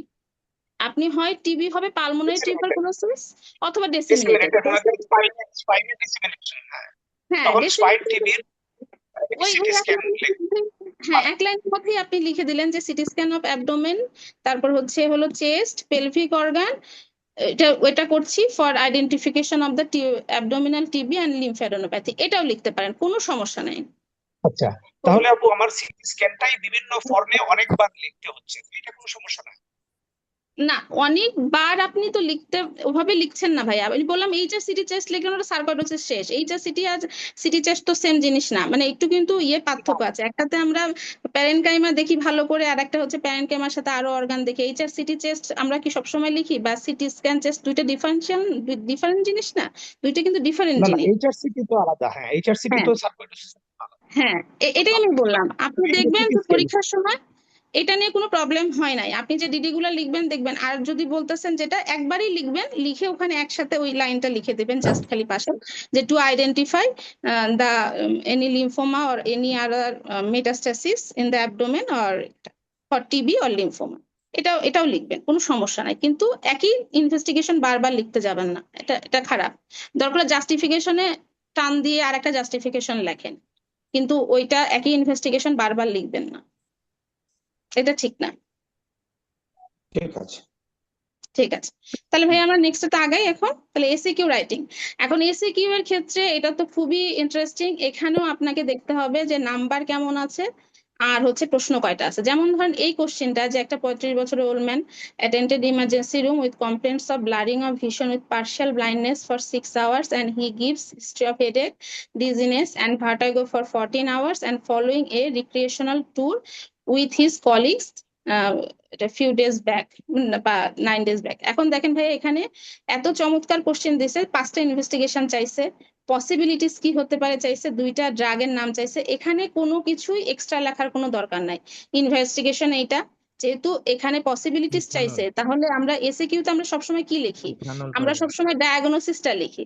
তো এখানে ডায়াগনোসিস লেখার কোনো প্রয়োজন নাই প্রথমে, যেহেতু বি নাম্বার কোশ্চেনেই ওই ডায়াগনোসিস বা পসিবিলিটিসটা চাইছে। সুতরাং এখানে প্রথমে ইনভেস্টিগেশন লিখবেন, তারপর পসিবিলিটিস, 2টা ড্রাগের নাম, জাস্ট 2টা ড্রাগের নামই লিখবেন, কিচ্ছু লেখার দরকার নাই। 2টা কন্ডিশন হেমোডায়ালাইসিস করার জন্য, মানে ইন্ডিকেশন আর কি হেমোডায়ালাইসিস, আর 2টা ড্রাগ সাপোর্টিভ ট্রিটমেন্টের জন্য। তাহলে এই রকম ধরনের কোশ্চেনে কিন্তু আপনাদের টাইম অনেক বেঁচে যাবে। টাইম ম্যানেজমেন্ট যে কথাটা বলতেছি, যে একটা প্রশ্ন 9 মিনিট, এখানে কিন্তু 9 মিনিট লাগবে না। আপনি যদি এটা ডায়াগনোসিসটা বুঝতে পারেন, এটা লিখলে আপনার 5 মিনিটের মধ্যে লেখা হয়ে যাবে। এবং আমি কনফার্ম করে বলতে পারি এটা 5-এ 5 পাওয়ার মতোই একটা কোশ্চেন, মানে স্যাররা যেন এটার জন্যই দিচ্ছে। তো সেই জন্য আমি বলতেছিলাম যে আপনাদের নাম্বার দেখতে হবে এবং কোশ্চেনের প্যাটার্ন গুলা দেখতে হবে যে কি চাইছে। এখানে শুধু আপু ড্রাগের নাম আপু ড্রাগের একটা নামই জিনিস, লিখবেন। 5-এ 5 কোনোদিন স্যাররা দেয় না, এটা মনে হয় না আমাদের। ভাইয়া, হোপ ফর দ্য বেস্ট। আমি কেন বলতেছি স্যারেরা কিছু কিছু তো দেয়, কেন কি আমি এমন অনেক হিস্ট্রি পাইছি, অনেকেই আমি শুনছি যে 2-একটা কোশ্চেন অনেক সময় খারাপ হয়ে যায় বা ভুল হয়ে যায়, কিন্তু দেখবেন তারপরও তারা খুব সুন্দর করে 2+ কিন্তু পায়। তো কেন পায়? কারণ যেগুলো তারা ভালো লিখতে পারে সেগুলোতে এইরকম 4 বা 4.5, 5 হয়তো দেয় না, এরকম মার্ক ডেফিনেটলি আসে। নইলে একটা মানুষ কিভাবে মানে ভালো করতে পারে, তাই না? তো এই 4 জন্য আমাদের 4.5 দেয়, কিন্তু 5 মনে হয় দেয় না। ভাইয়া এটাতে দেওয়ার মতো, কারণ এখানে শুধু ড্রাগের নাম জানতে চাইছে, তো এটা কিন্তু 5 কখন দিবে না সেটার কোশ্চেনও আসতেছে, 5 কখন দেবে না সেই কোশ্চেন গুলাও আসতেছে। আচ্ছা, যেমন ধরেন এই কোশ্চেনে এটাও হচ্ছে সেই সুন্দর, এই যে 60 years old man presented with right lower chest pain which aggravate on deep inspiration. He has no history of fever, cough, shortness of breath, trauma to chest, no history of weight loss, has long history of long air travel 1 week back. তাহলে এটা বুঝাই যাচ্ছে কি diagnosis, সুন্দরভাবে সেটা লিখতে হবে। Embolism. Pulmonary হ্যাঁ, এম্বোলিজম। এটা কিন্তু ভাইয়া মানে এয়ার এম্বোলিজম অবশ্যই, air embolism, pulmonary pulmonary embolism. Embolism বললে খুব ভালো হয়। হ্যাঁ, আচ্ছা, তারপর হচ্ছে পালমোনারি। ক্লিনিক্যাল সাইন বলবেন, আর হচ্ছে এই যে ইনভেস্টিগেশনটা এটা চাইছে। এটা তো আপনি মানে খুব সুন্দর সুন্দর ভাবে লেখা হয়ে যাচ্ছে। আচ্ছা, এখন দেখেন কোনটাতে 5 দেবে না। এই যে এই কোশ্চেনটাতে পাল্টেবে না, কারণ এই দেখেন a history of a 30 years old cultivator presented in the emergency history of snake bite 6 years back on his leg while he was working on paddy field. Oliguric এক্সামিনেশনে দেখা গেছে পা ফুলে গেছে, ব্লিস্টার হয়েছে, oozing of blood at the bite site. তাহলে এটা হচ্ছে একটা স্নেক বাইটের ফিচার। এখন এখানে বলছে how would you evaluate him clinically, দেখেন 2 নাম্বার, ম্যানেজমেন্ট প্ল্যান 3 নাম্বার। এই যে একটা ছোট কোশ্চিনকে মানে সরি বড় কোশ্চিনকে ছোট করার চিন্তা, ইভালুয়েশন বললে তো তার কোনো মা বাপ নাই, এটা তো আমি ইভালুয়েট করতেই পারি। এই সকল এই যে বড় কোশ্চিনকে ছোট করে যেসব আনসার হয় সেসব কোশ্চিনে কোনোদিনই 5 পাওয়া যায় না, এগুলোতেই স্যাররা নাম্বার কাটে। এখন ইভালুয়েশনের ক্ষেত্রে এখন কথা হচ্ছে আমি তো এটা অনেক বড়, ইভালুয়েট করতে লাগলে হিস্ট্রি এক্সামিনেশন করতে লাগলে কত লিখবো এই 2 নাম্বারের জন্য, এদিকে আমার টাইমও তো ম্যানেজ আর করতে এই হবে। কোশ্চেন গুলো করতে পারলে স্যাররা খুশি হয় বেশি, কারণ ওদেরকে আরো একটাম দুইটাম আটকে রাখা যাবে। হ্যাঁ তো দেখেন এখন আপু, এটা 26 সালে এই স্যাররা ধরনের বলে question আমরা করা উচিত। স্যাররা বলে মুখে বলে আমরা স্পেসিফিক এর দিকে যাচ্ছি, কিন্তু তারা এসব মাঝে ঠুসঠাস দুই একটা ঢুকাই দিয়ে এরকম। হ্যাঁ ভাইয়া 26 সালের কোশ্চিনে কিন্তু অনেক এরকম ঠুসঠাস এরকম টাইপের বেশি আসছে, খেয়াল করে দেখবেন গাইডলাইন থেকে আসছে আরো হ্যাঁ, বেশি, মানে হ্যাঁ, কিছু কারণ কিছু স্যাররা এটাও মুখে দিচ্ছে একরকম মুখে ওটাও একরকম দিচ্ছে। বলে, কাজে করে আরেক রকম। তাহলে এখানে এখন ইভালুয়েটের ক্ষেত্রে ভাইয়া কি লিখবেন? ইভালুয়েটের ক্ষেত্রে এখানকার টিপস হলো খালি হেডিং গুলা দিবেন, যে হেডিং গুলা আমাদের বইতে বক্স আছে, যেমন হেমাটোলজিক্যাল, তারপর হচ্ছে নিউরোলজিক্যাল, তারপর হচ্ছে কার্ডিও রেসপিরেটরি, তারপর লোকাল, এগুলো সিস্টেমের দুই একটা করে হিস্ট্রি দিবেন, তার সঙ্গে এক্সামিনেশন কি পাচ্ছেন সেটা দিবেন। মানে evaluate by history, and history মানে সিমটমস আর কি, অ্যান্ড এক্সামিনেশন। তাহলে হিস্ট্রিতে দুই একটা কথা বলবেন, আর একটা কথা অবশ্যই বলবেন যে সাপটা নিয়ে আসছে কিনা, ও সাপটা ওই ইভালুয়েটর বলতে বলতে হ্যাঁ, ওইটা তো ইনভেস্টিগেট আসবে না, evaluation তো মানে প্রথম ওইটাই লেখা না আছে। ক্লিনিক্যাল যদি না বলে, ক্লিনিক্যাল যদি না হ্যাঁ বলে, যদি শুধু ইভালুয়েশন বলে হ্যাঁ তাহলে কি আমরা ইভালুয়েশন ইনভেস্টিগের মধ্যে আসবো না? এখানে তো হিসাব বলা বলতে আছে ক্লিনিক্যাল, তাহলে আপনি ক্লিনিক্যাল না বলে এই কেন কথাটা হবে? বলার দরকারটা কি? সেটাই। বলেছে তো। আচ্ছা ঠিক আছে। আর ভাইয়া 2 বলাই তো। নাম্বারের মধ্যে আপনি কত লিখবেন ভাইয়া? এখানে ইনভেস্টিগেশন আসেও না। হ্যাঁ, ক্লিনিক্যালি বেশিরভাগ কোশ্চেন থাকে, আপনি যদি কোশ্চেন গুলো একটু পড়ে থাকেন দেখবেন ক্লিনিক্যালি আসছে। আর এখানে আপনার ওই নেক্সট হিস্ট্রিটা, নেক্সট আগে জানাবেন। হ্যাঁ হিস্ট্রিটা লিখবেন। আর ম্যানেজমেন্ট প্ল্যান অবশ্যই এটা একটু ওই যেমন করে আমরা লং কোশ্চেনের ম্যানেজমেন্ট লিখছি তেমন করে লেখার চেষ্টা করবেন, যেমন general management, specific management, complication, তারপর হচ্ছে কোমরবিডিটিস, এই এই হেডিং দিয়ে এই ম্যানেজমেন্টটা লেখার চেষ্টা করবেন, হলে 3-এর মধ্যে কিন্তু 2 পাবেন না। মানে এই কোশ্চেনটা একটু ট্রিকি, এই কোশ্চেন গুলাতে নাম্বার কাটে, এই জন্য এখানে কিভাবে নিয়ে লিখতে আসা। হবে আপু, কিভাবে বললেন, কিভাবে লিখবো ম্যানেজমেন্টটা?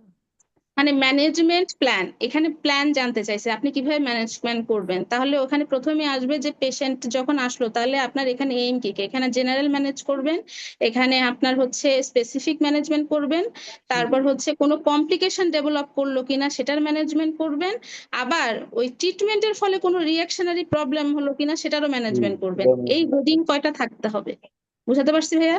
তারপর আপনি ওখানে লিখে দিলেন জেনারেল ম্যানেজমেন্টে যেগুলো আমরা করি ওয়ার্ডে, মানে লুজিং দা বাইন্ডিংস, তারপর হচ্ছে ওই জায়গায় ওয়াশ করতে হবে, টিটেনাস দিতে হবে, আর মানে স্পেসিফিক এর জায়গায় লিখবেন যে অ্যান্টিভেনম 10 ভায়াল, এক লাইনে কথা শেষ। তারপরে মানে আমার কথা হচ্ছে হেডিং গুলো যেন থাকে, যেমন ওর কমপ্লিকেশন হতে পারে র্যাবডোমাইলাইসিস অথবা রেনাল ফেলিওর অথবা রেসপিরেটরি ফেলিওর, তাহলে সেইগুলোর ম্যানেজমেন্ট খালি একটাই লিখবেন, ম্যানেজমেন্ট অমুক অমুক অমুক, কমপ্লিকেশন যেহেতু আমি। তারপর হচ্ছে যদি আমি অ্যান্টিভেনম দিই সেটার একটা রিঅ্যাকশনারি সমস্যা হতে পারে না, আমার অ্যানাফাইল্যাক্সিস হতে পারে না, তাহলে সেটা হলে সেটারও আমি ট্রিটমেন্ট দিব। খালি এই কথাগুলো লিখবেন, কারণ এখানে পুরা লেখার সময় নাই, কিন্তু এই হেডিং গুলো আপনার জরুরি, এই হেডিং গুলো না থাকলে আপনি কখনোই 3-এর মধ্যে 2 পাবেন না বা 2.5 পাবেন না, এটাই আমি বুঝাতে চাচ্ছি। প্ল্যান বলছে, সুতরাং আপনাকে ওই হেডিং এর মাধ্যমে প্ল্যান গুলো লিখতে হবে, ডিটেলস না।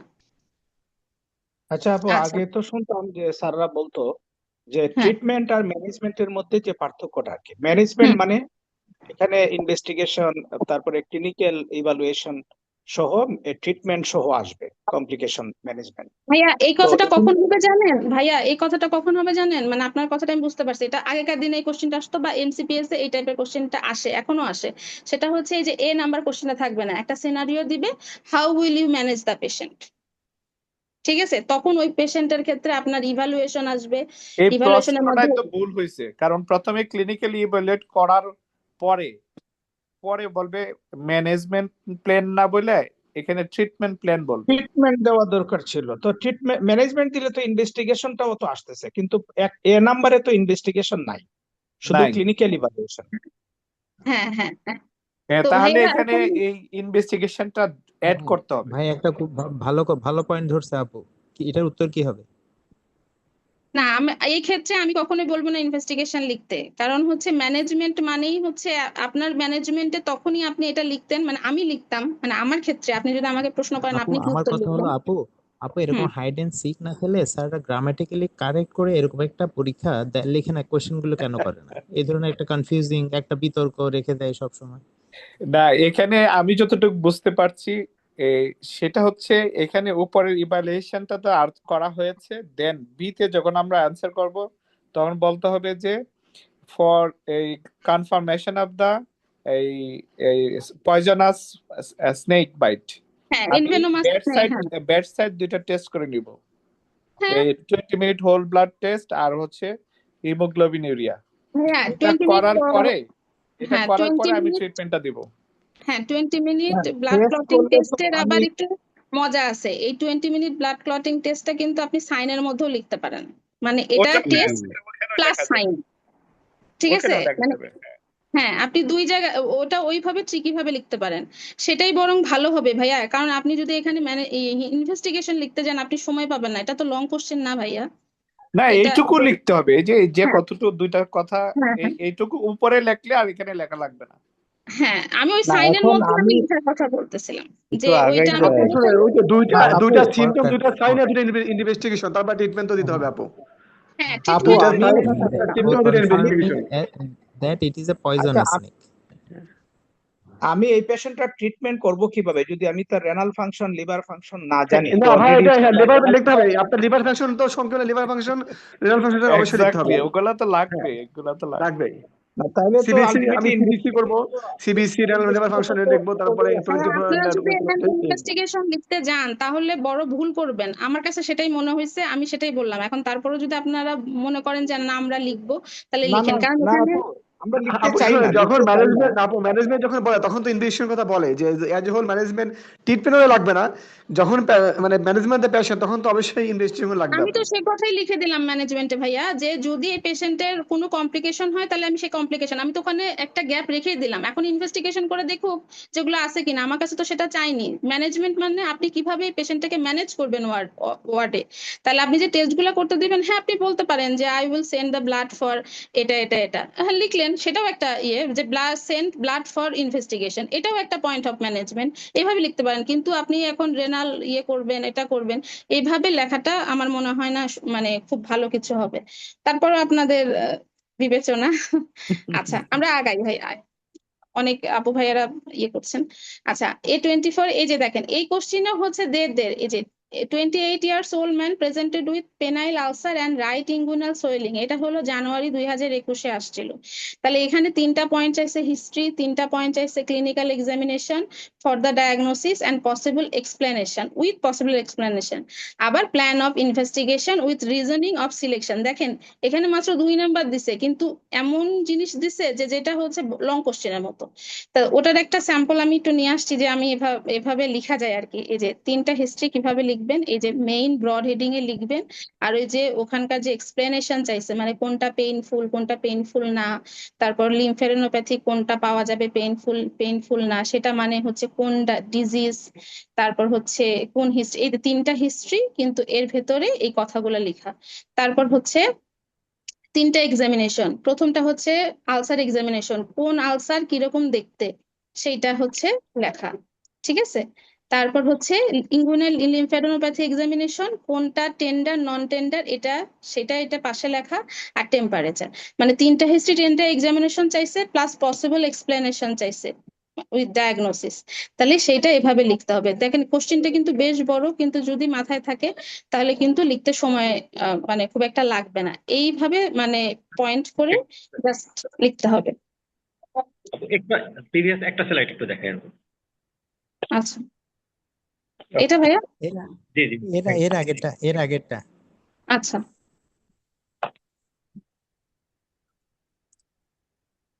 ঠিক আছে। আচ্ছা এই যেভাবে। আর এখানে দেখেন এটা জুলাই 25-এ আসছে। এই কোশ্চেনটা আমার নিয়ে আসার কারণ হচ্ছে গত সেশনে অসপিতে আমরা একটা এবিজি দিয়েছি, আর এটা কিন্তু রিটেনে আসে নাই, কিন্তু হঠাৎ করে হচ্ছে এইটা এবিজি এই জুলাই 25-এ আসছিল। তো এইরকম কোশ্চিন যদি আসে যে interpret the ABG report with explanation, এই দেখেন 2.5 মার্ক।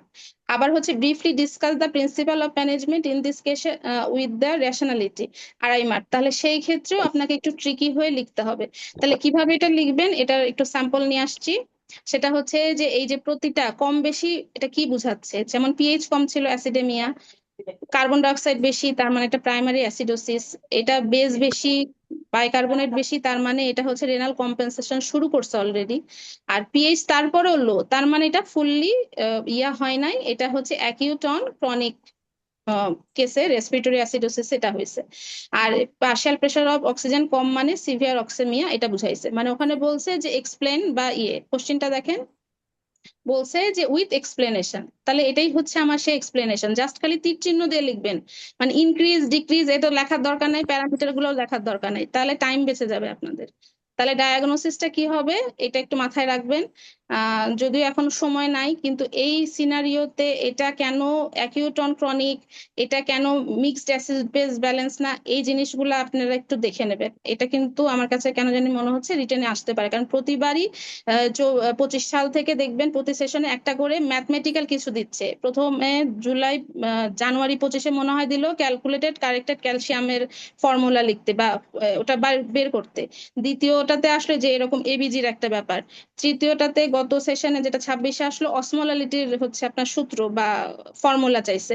সুতরাং এই গাণিতিক যে জিনিসগুলা সেই জিনিসগুলো একটু মাথায় রাখবেন। স্যার এখন এটাও মানে পছন্দ করতেছে, আর এটা হচ্ছে কিন্তু লিখলে ভালো মার্ক পাওয়া যায়, কারণ যেহেতু গাণিতিক ব্যাপার এখানে বানানোর কিছু নাই। আচ্ছা, আর ওটার ম্যানেজমেন্ট হচ্ছে এই যে এইটুকুন ম্যানেজমেন্ট লিখতে হবে, কিন্তু ওটার সাথে সাথে কেন এই ম্যানেজমেন্টটা দিচ্ছেন সেটাও ওরা চাইছে, মানে একটা করে ইন্ডিকেশন হচ্ছে মেইনটেনেন্স অফ এয়ারওয়ে কেন, কারণ তার রেসপিরেটরি ডিস্ট্রেস হচ্ছে। তারপর হচ্ছে প্রিসিপিটেটিং কজের ট্রিটমেন্ট দিব, তারপর ফিজিওথেরাপি কেন দিব, সাকশন কেন দিব, কারণ তার ওখানে সিক্রেশন জমা হচ্ছে, নেবুলাইজেশন কেন করবো, মানে এটার আপনার এইটুকুন লিখতে হবে, পুরোটা লেখার দরকার নাই, কিন্তু এটার সঙ্গে সঙ্গে ওনারা ইন্ডিকেশন চাইছে। সুতরাং এই কোশ্চেনটা এভাবে লিখলে আমার মনে হয় 2.5-এ 2 করে অন্তত পাওয়া যায়। মানে এইখানকার গুলাতেই নাম্বার কাটা স্যাররা, এইখানকার গুলাতেই হচ্ছে আপনাকে কম দিবে। আচ্ছা, যেমন এই যে আরেকটা কোশ্চেন যে 50 বছরে presented with generalize swelling with increasing fatigability for 6 months, history of abdominal surgery for 10 years back, his denied any history of shortness of breath, chest pain or jaundice, examination reveals he is anaemic oedematous with scaly rough skin. এটাও যে জানুয়ারি 25-এ আসছিল, তার মানে এটাও একটা ম্যালঅ্যাবজর্পশন syndrome. দেখেন সেইটা বড় কোশ্চেনটাকে ছোট করে দিছে, দেখছেন ব্যাপারটাই, দেখেন জি এক্সপেক্টেড জি ফাইন্ডিংস। তাহলে এই জিনিসগুলাই আপনাকে মাথার মধ্যে লিখতে হবে যে কতটুকুন আমি ছোট করে লিখতে পারি। এইখানে জিস্ট পয়েন্ট গুলা লিখতে হবে, জিস্ট ফিচার গুলা লিখতে হবে। তো এই যে হিস্ট্রি যে যেগুলো যেগুলো কারণে হতে পারে এই রাফ এই জন্য এই ছবিটা নিয়ে আসা হয়েছে, এগুলোই আপনাদেরকে মাথায় রাখতে হবে যে কিভাবে আমি বড় কোশ্চেনটাকে ছোট করে লিখতে পারি। তারপরে এই যে ফিচার গুলা হিস্ট্রি কি নিব, এই যে এই হিস্ট্রিটা নিতে হবে। আর ইনভেস্টিগেশন, এই যে এই ইনভেস্টিগেশনটা রুটিন, আর এইটার হচ্ছে সাসপেক্টেড। তাহলে এখানকার এই কয়টা ইনভেস্টিগেশন লিখলেই আপনার মোটামুটি রাখছে। তাহলে কোশ্চেনটা কিন্তু অনেক বড়, লিখতে কিন্তু অনেক সময় লাগবে। তাহলে আমি যে বললাম যে যেগুলো হচ্ছে আপনি খুব ভালো পারবেন সেগুলো আগে লিখবেন, যেগুলো লম্বা সেগুলোটা। এখন মনে করেন কোন একটা কোশ্চেন খুব ভালো লিখতে যায় আপনি কিন্তু সময় নষ্ট করবেন না। এমন আহামরি লিখে কোনো লাভ নাই, সেটা তো আপনাকে কখনোই পাস দেবে না, বরং অন্য প্রশ্নে আপনি টাইম নিলে কিন্তু সমস্যা। সুতরাং যদি এরকম থাকে তাহলে খুব ছোট করার চেষ্টা করবেন। আবার ধরেন এমন কোনো কোশ্চেন আসলো যেটা আপনি পারতেছেন না, তাহলে সেটা নিয়ে এত মাথা খারাপ করার কোনো দরকার নেই, নেক্সটে আগান। কারণ এই একটা এসএকিউ পিছনে ছুটতে যায়, অন্য কোশ্চেন গুলা যেন কোনোদিন নষ্ট না হয়। তারপরে এই যে দেখেন এই যে ক্যালকুলেটিং রিস্ক, এই যে স্কোর, এই যে স্কোরের জন্য এই কোশ্চেনটা নিয়ে আসছে। 70 বছরের old woman presented with palpitation 6 months, examination reveals regularly irregular pulse without any murmur in the precordium. এখানে বলছে কি কি ইনফরমেশন দরকার for calculating the annual stroke risk, আর একটা হচ্ছে স্কোর মানে হ্যাজ ব্লিড, আর হচ্ছে আপনার চারভা স্কোর। তাহলে এই স্কোর গুলো আপনাকে মুখস্থ রাখতে হবে, এখানে বানানোর কিছু নাই, এই স্কোর গুলো লিখতে পারলে ছাক্কা নাম্বার। ও হ্যাঁ, এখানে কিন্তু আপনাকে অবশ্যই লিখতে হবে এই পেশেন্টের কতটা অ্যানুয়াল রিস্ক। ঠিক আছে, এই কথাটা যদি আপনি লিখতে পারেন এক লাইনে, যে ফ্রম দ্য অ্যাবভ সিনারিও পেশেন্টের অ্যানুয়াল রিস্ক হচ্ছে 2 প্লাসটা 2, আর এর হচ্ছে 1। আপু এখানে একটা কথা আছে, চ্যাটবেস স্কোরটা কিন্তু একটু চেঞ্জ হয়েছে। লাস্টে যে female category, sex category female, এটা কিন্তু উঠে গেছে। এখন কি ওভাবে লিখবো না আগের মতো লিখবো? না ভাইয়া শোনেন, এই যদি guideline according to the guideline বলে বা নিউ ট্রিটমেন্ট ম্যানেজমেন্ট বা রিসেন্ট আপডেট এই কথাটা বলে, তাহলে সেটার মতো লিখবেন। আদারওয়াইজ আপনারা বইতে যা আছেন সেটাই লেখেন, কারণ অনেক কোশ্চিন আছে বই অনুযায়ী লিখলে কিন্তু স্যাররা ভুল বলে না, বরং ডেভিডসনেরটাই হুবাহু তুলে দেওয়া থাকে। সুতরাং বইটাই লেখার চেষ্টা করবেন, কিন্তু যদি ওখানে বাই চান্স স্যার যদি খুবই ট্রিকি হয়ে বলে রিসেন্ট ট্রিটমেন্ট অনুযায়ী লেখো, তাহলে হয়তো আপনি ওটা দিতে পারেন, নয়তো বইটাই মনে রাখেন, এটাই সহজ। আচ্ছা, রিসেন্ট, তাহলে ঠিক আছে। হ্যাঁ, আর পরের কোশ্চেন তো এটাও দেখেন, টু ইম্পর্টেন্ট গুলা ক্লিনিক্যাল লিখে সাইন। দিতে হবে, জি জি ভাইয়া, এই প্যারামিটার গুলা সবগুলা লিখে কি আমার ওইগুলা এটা লিখতে হবে যে তার 2+? আমি একটা কথা বলি, এখানে এই যে প্যারামিটারটা খালি লিখবেন, আর স্কোর লিখে ব্র্যাকেটে পয়েন্ট শব্দটা লিখবেন। এগুলা পয়েন্ট পয়েন্ট পয়েন্ট পয়েন্ট বারবার বলতে যাবেন না। না না, সেটা না, আমি সেটা বলছি না, বলছি যে চাঁদ বা স্কোরের সবগুলা জিনিস কি ইলাবোরেট করতে হবে, লিখতে হবে? না না, সবগুলো লিখতে হবে না, ওই মহিলার কত সেটা কোশ্চেন সেটাই চাইছে, যে প্রশ্নের এই মধ্যে মহিলার বয়স 70, এখানে 1 পাবে, এক আর পাবে, মহিলা আরেকটা হিসেবে হচ্ছে 1 পাবে, 2। হ্যাঁ হ্যাঁ হ্যাঁ হ্যাঁ 2, সেটাই আমি আমি বললাম। সরাসরি অ্যাকর্ডিং টু দ্য চাঁদবা score patient having will have total score 2 2 and এটা recommended, হ্যাঁ 2, এটা লিখলি তো নাকি আমার এই পুরো আর কিছু লেখার দরকার নাই হবে? ভাইয়া, আর এইগুলো কিছু সকলে না। লিখতে হবে? এই যে হ্যাঁ, পুরা যে হ্যাঁ। আপু নয়টাই আছে, নয়টা লেখার দরকার নেই না আপু, দুটো লিখে হবে, তাই তো? এই যে দেখেন এখানে লিখছে কি, what other information do you need, তার মানে আর কিছু ইনফরমেশন অন্যগুলো লিখতে হবে। লিখতে হবে না। তো আপু নয়টা পয়েন্ট লিখতে ও অসুবিধা নেই হ্যাঁ, আপু। এটা তো লিখতেই হবে। এই দেখেন প্রশ্নটা এখানে বুঝতে হবে, আদার ইনফরমেশন গুলা কিন্তু হ্যাঁ। প্রশ্নে দেয়া নেই। হ্যাঁ, এটা তো আপনাকে লিখতে হবে, ওরা সেটাই চাইছে ভাইয়া। এটাই তো ভুল হয়েছে আমার, এখন বুঝতে পেরেছি। আপনি ওইটা লিখে তারপর এক লাইন লিখবেন যে ওর স্কোর এত।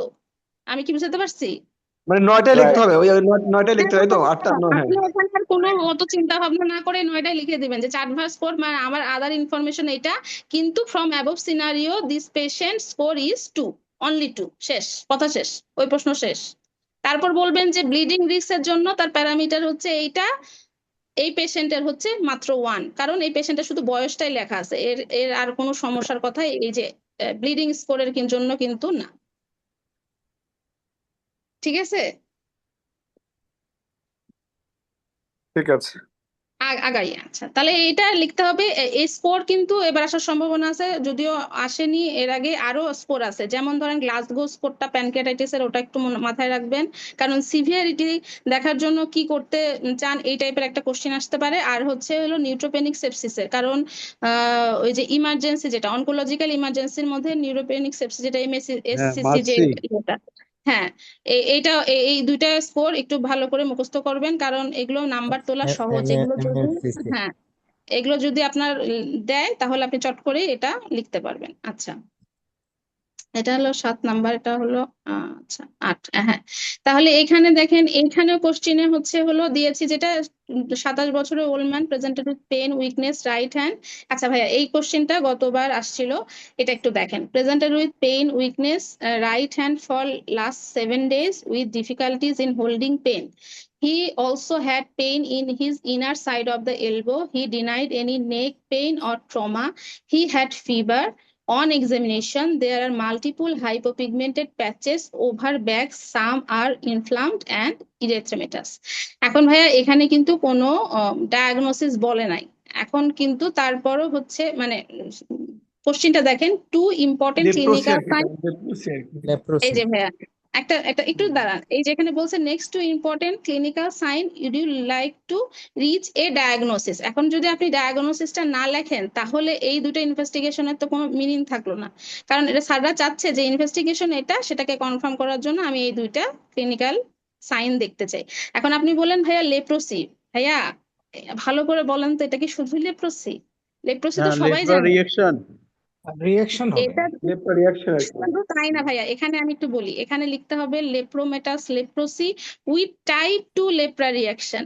এখন বলতে পারেন কেন লেপ্রোমেটাস লেপ্রোসি? এই যে মাল্টিপল বলছে, এটাতেই তো একটা মেইন পয়েন্ট, নার্ভ ইনভলভমেন্ট হয়েছে, তার মানে এটা লেপ্রোমেটাস লেপ্রোসি। আর টাইপ 2 লেপ্রা রিয়াকশন এই কারণে যে হ্যাঁ হাইপোপিগমেন্ট প্যাচ কিন্তু এই লেপ্রোসিকে বুঝিয়েছে। হ্যাঁ হ্যাঁ, কিন্তু ভাইয়া আপনি যদি লেপ্রোমেটাস লেপ্রোসিটা বলেন উইথ টাইপ 2 লেপ্রয়েড রিয়াকশন তাহলে ডায়াগনোসিসটা কমপ্লিট হলো। এটাই বলতে চাচ্ছি যে শুধু লেপ্রোসি লিখলে কিন্তু এখানে মার্কটা ভালো আসবে না, এখানে আপনাকে পুরো ডায়াগনোসিসটা সুন্দর করে লিখতে হবে। মানে শুধু লেপ্রোসি জানার জন্য কিন্তু বিসিপিএস এই এই কোশ্চেনটা দেয় নাই, আপনি ওই কি টাইপের লেপ্রোসি উইথ কি টাইপের রিয়াকশন এটা দেখার জন্যই চাইছে, এইটা জানানোর জন্যই জাস্ট খালি কোশ্চেনটা। কারণ এই কোশ্চেনটা গতবার অনেকেরই দেখলাম একটু একটু ত্রুটিপূর্ণ হয়েছে, লেপ্রোসি অনেকেই লিখছেন কিন্তু এভাবে লিখলে কিন্তু মানে স্যাররা ইয়ে করবে না। এটার জন্য আচ্ছা ফেল করছি। ভাইয়া শোনেন, আমরা যে খারাপ করি, আমরা হয়তো স্যারদের খুব বকাবকি করি, কিন্তু কোথাও না কোথাও কোনো না কোনো রিজন আছে। আর দেখবেন যেবার আপনি ভালো পারছেন সেবার দেখবেন আপনি আসলে খুব ফাটায় ফাটায় পরীক্ষা দিচ্ছেন, এটা আসলে সত্যিকার কথা। আচ্ছা আবার একটা জিনিস দেখেন, এই কোশ্চেনটা নিয়ে আচ্ছা আসছি আপু, যে ওইটা যদি কেউ টাইপ 1 লেখে এটা কি ভুল হবে? টাইপ 1 যদি লেখে? ভাইয়া টাইপ 1 রিয়াকশন কিন্তু কখনোই লেপ্রোমেটাসের না। লেপ্রোমেটাস, এখন প্রথম কথা হচ্ছে কেন আমি লেপ্রোমেটাস বললাম, আপনাকে আমি যুক্তি দেখালাম, মাল্টিপল বলছে, মানে পিগমেন্টেডটা মাল্টিপল, টিউবারকুলয়েডে কিন্তু খুব একটা মাল্টিপল না। দ্বিতীয় কথা হচ্ছে এই দেখেন জিনিসগুলো হচ্ছে ইনফ্লামড হয়ে আছে, লাল হয়ে আছে, লাল জিনিসটা কিন্তু হ্যাঁ, এটা টাইপ 2 এর। টাইপ 2। আর টাইপ 2 কোথাকার হয়? এটা কি টাইপ 2 কখনো টিউবারকুলয়েডের দেখছেন? এটা তো সবসময় বইতে লেখা আছে টাইপ 2 হচ্ছে লেপ্রোমেটাসে, এই জন্যই আমি এটা বললাম, এটার জন্যই আচ্ছা এই কথাটা। ইনফ্লামড এবং ইরাইথেমেটিস যেটা ওটা তো টাইপ 1 এও হইতে পারে। ওয়ানেও আছে, ওয়ানেও আছে। ওয়ানে আছে, কিন্তু যে হ্যাড ফিভার, তারপর হাত তার প্যারালাইসিস হয়ে গেছে, সে হাত ইয়ে ধরতে পারছে না, নার্ভের এতই তার সমস্যা, উইকনেস, মানে এই আচ্ছা, নিউরোলজিক্যাল প্রবলেমটা তো কাজ হচ্ছে। প্যারালাইসিস তো লেপ্রোসিতেই হতে পারে, মানে উইকনেস বা যেটা আর হ্যাঁ কি। বেশি হয় কোনটাতে হয়? একদম বেশি হয় হচ্ছে কিন্তু মানে লেপ্রোমেটাসে, ওই তো যেটা নার্ভ, খারাপ হ্যাঁ আর কি। নার্ভ ইনভলভমেন্ট হচ্ছে লেপ্রোমেটাসে হয়, লেপ্রোমেটাসে হ্যাঁ হ্যাঁ লেপ্রোমেটাসে টাইপ 2 রিয়াকশন। তার মানে এখানে মাল্টিপল বলেছে, তো তার মানে এটা হলো যে ইয়ে আর কি পসিবেসিলারি, মানে মানে সরি মাল্টিবেসিলারি। হ্যাঁ পসিব্যাসিলারি আর কি, সেটাই, মানে ইরেথ্রোমেটাসটা কিন্তু পসি না পসিব্যাসিলারি। মাল্টিবেসিলারি, মাল্টিবেসিলার ইমিউনিটি কম মাল্টিবেসিলারি। হ্যাঁ সেই জন্য এটা লেপ্রোমেটাসটা লিখলে ভালো, আর লেপ্রোমেটাসের সাথে টাইপ 2টাই যায়, টাইপ 1 যায় না ভাইয়া। এটাই হলো এটার ইয়ে, যদি এটা আসবে না, কিন্তু এই টাইপের জিনিসটা এবার অস্মিতে খুবই ইম্পর্টেন্ট, মানে আসবে না বলে পড়বেন না, না এটা অস্মিতে ইম্পর্টেন্ট। আচ্ছা এই 9 নাম্বারে যেটা, সেটা হচ্ছে যে ওয়ার্ডে গেছিল, এই যে এই প্রশ্নটা দেখেন তো, 30 বছরের একটা old woman admitted in the medicine ward, history of fall by loss of consciousness, query gave history of presentation twice during the preceding year, মানে একটা সিনকপাল অ্যাটাক হয়েছে। এখন সিনকপের কথা জানতে চাইছে, দেখেন এটা একটা লং কোশ্চেন, হ্যাঁ এটা একটা লং কোশ্চেন, কিন্তু দেখেন এটাকে মানে শর্ট কোশ্চেন কিভাবে বানাইছে, এটা কিভাবে লেখা সম্ভব, এইটাই আপনাকে এখন মানে মাথায় রাখতে হবে যে এটা আমি ছোট করে কিভাবে লিখবো। তাহলে এই যে এখানে সিনকপের যে ডিডি গুলা, সেই ডিডি গুলা আপনাকে আগেই মাথায় নিয়ে রাখতে হবে যে এটা 3 টাইপের হতে পারে, সেটার কি কি হতে পারে, দুই একটা কি ফিচার লিখতে হবে, হিস্ট্রি কি নিবেন, মানে অল্প অল্প এক কথা এক পাতার মধ্যে যেন শেষ হয় এমন ভাবে হিস্ট্রি এক্সামিনেশন লিখবেন, আর এক পাতায় ম্যানেজমেন্ট লিখবেন। এটাই আমি জানানোর জন্য বলতেছি যে এই যে এই বড় কোশ্চেন গুলা যে ছোট করে দেয়, ছোট হিসাবে দেয়, এটাতেই সমস্যা হয়, এখানেই ডিফিকাল্টিস গুলা হয়, এখানে নাম্বার গুলা কম পাওয়া যায়। একদম কাটমাট পয়েন্টে কিন্তু কখনোই সমস্যা হয় না, কিন্তু এই প্রশ্নগুলা ইদানিং বেশি আসা শুরু করছে, সুতরাং এইটার জন্য একটু প্রিপেয়ার এখানে আপু দেখেন, এখানে যদি আমি কম লিখি তাহলে বলবে সে তো কিছুই লেখে না। আর হ্যাঁ বেশি লিখতে গেলে তো আমার অনেক কোয়েশ্চেনের আনসারই দিতে পারবো না। হ্যাঁ তো হ্যাঁ এইটার হ্যাঁ হ্যাঁ কোয়েশ্চেন দেওয়াটা তো আসলে খুবই হ্যাঁ, মানে আমি এই আনার কথাটাই হচ্ছে এইরকম যে দেখেন বড় কোশ্চেন দিয়ে দিছে, এটা তো একটা লং কোশ্চেন, এটা দিয়ে আপনার লং কোশ্চেন দিয়ে দিতে পারে, কিন্তু এটা তো ওপেন লং কোশ্চেন। তো কোনটা কোনটা দিতেই হবে, কোনটা কোনটা 2 নাম্বারের জন্য প্রয়োজন আপনারা সবই জানেন। জাস্ট খালি মানে স্পেসিফিক পয়েন্ট গুলা একটাই ক্লিনিক্যাল হয়তো ফিচার দিয়ে আইডেন্টিফাই করা যায়, সেটাই শুধু লিখবেন। এটাই আপনাদের কাছে মেসেজ যে এটা লং আপনার কোশ্চেনের ক্ষেত্রে এভাবে আপনি লিখতে হবে। আপনি যদি এসব কোশ্চেনের কোনো রিভিউ চান, আপনাকে এটা বুঝাই দেবে যে তোমাকে 3-1 দিলাম কারণ তুমি এই জিনিস পয়েন্টে লেখোনি, এটা লেখা উচিত ছিল, তোমাকে 3-1 বসাই দিলাম। মানে হ্যাঁ এটা এক হ্যাঁ, ধরনের, এটাই মানে বলবো যে কি কিছুই বলবো, লেখে মানে নাই। ওই যে রহস্য করে না, ওই রহস্য করার কোশ্চেন এগুলো। হ্যাঁ, কিন্তু এই টাইপের কোশ্চেন আসলে ভালো কোশ্চেন না। আমার কাছে এই টাইপের কোশ্চেন কখনোই ভালো লাগতো না এসএকিউতে, কারণ এগুলো হলো মানে নাম্বার কাটার এবং অনেক লেখার একটা আপু কোশ্চেন, কিন্তু ইভালুয়েশন চেষ্টা মানে করুন। হচ্ছে এগুলো আপু খারাপ জিনিস এগুলো হ্যাঁ হ্যাঁ, ইভ্যালুয়েশন ইভালুয়েশন মানে খারাপ কোশ্চেন, এগুলো মার্কস দিতে চায় খারাপ না। কোশ্চেন। বোর্ডে আর ভাইয়া মিটিং কিছু, করে এই কোশ্চেন গুলো বাদ দিয়ে দেওয়া উচিত, এই ধরনের কোশ্চেন। হ্যাঁ, আর এই যে কিছু টাইপের কোশ্চেন আছে যেটা হচ্ছে 2 নাম্বারের কোশ্চেন গুলা যে এই টাইপের কোশ্চেন হয়, ইভালুয়েশন টাইপের হয়, একটু বড় টাইপের হয়, নতুবা এই যে এই টাইপের কোশ্চেন হয়। যেমন দেখেন যে কিভাবে অ্যাসেস করতে হবে রিহ্যাবিলিটেশন ইন এলডারলি পেশেন্ট, এটাও হচ্ছে আপনার জানুয়ারি 24-এ সম্ভবত আসছে, আমি মানে লিখি নাই, কিন্তু জানুয়ারি 24-এর এই কোশ্চেন আসছে। আর হচ্ছে কিভাবে মাইন্ডসেট রাখতে হবে, গোল কিভাবে আমি প্রসেস করব। তাহলে এখানে এই যে মডিফাইড বার্থেল ইন্ডেক্স এটাই জানতে চাইছে।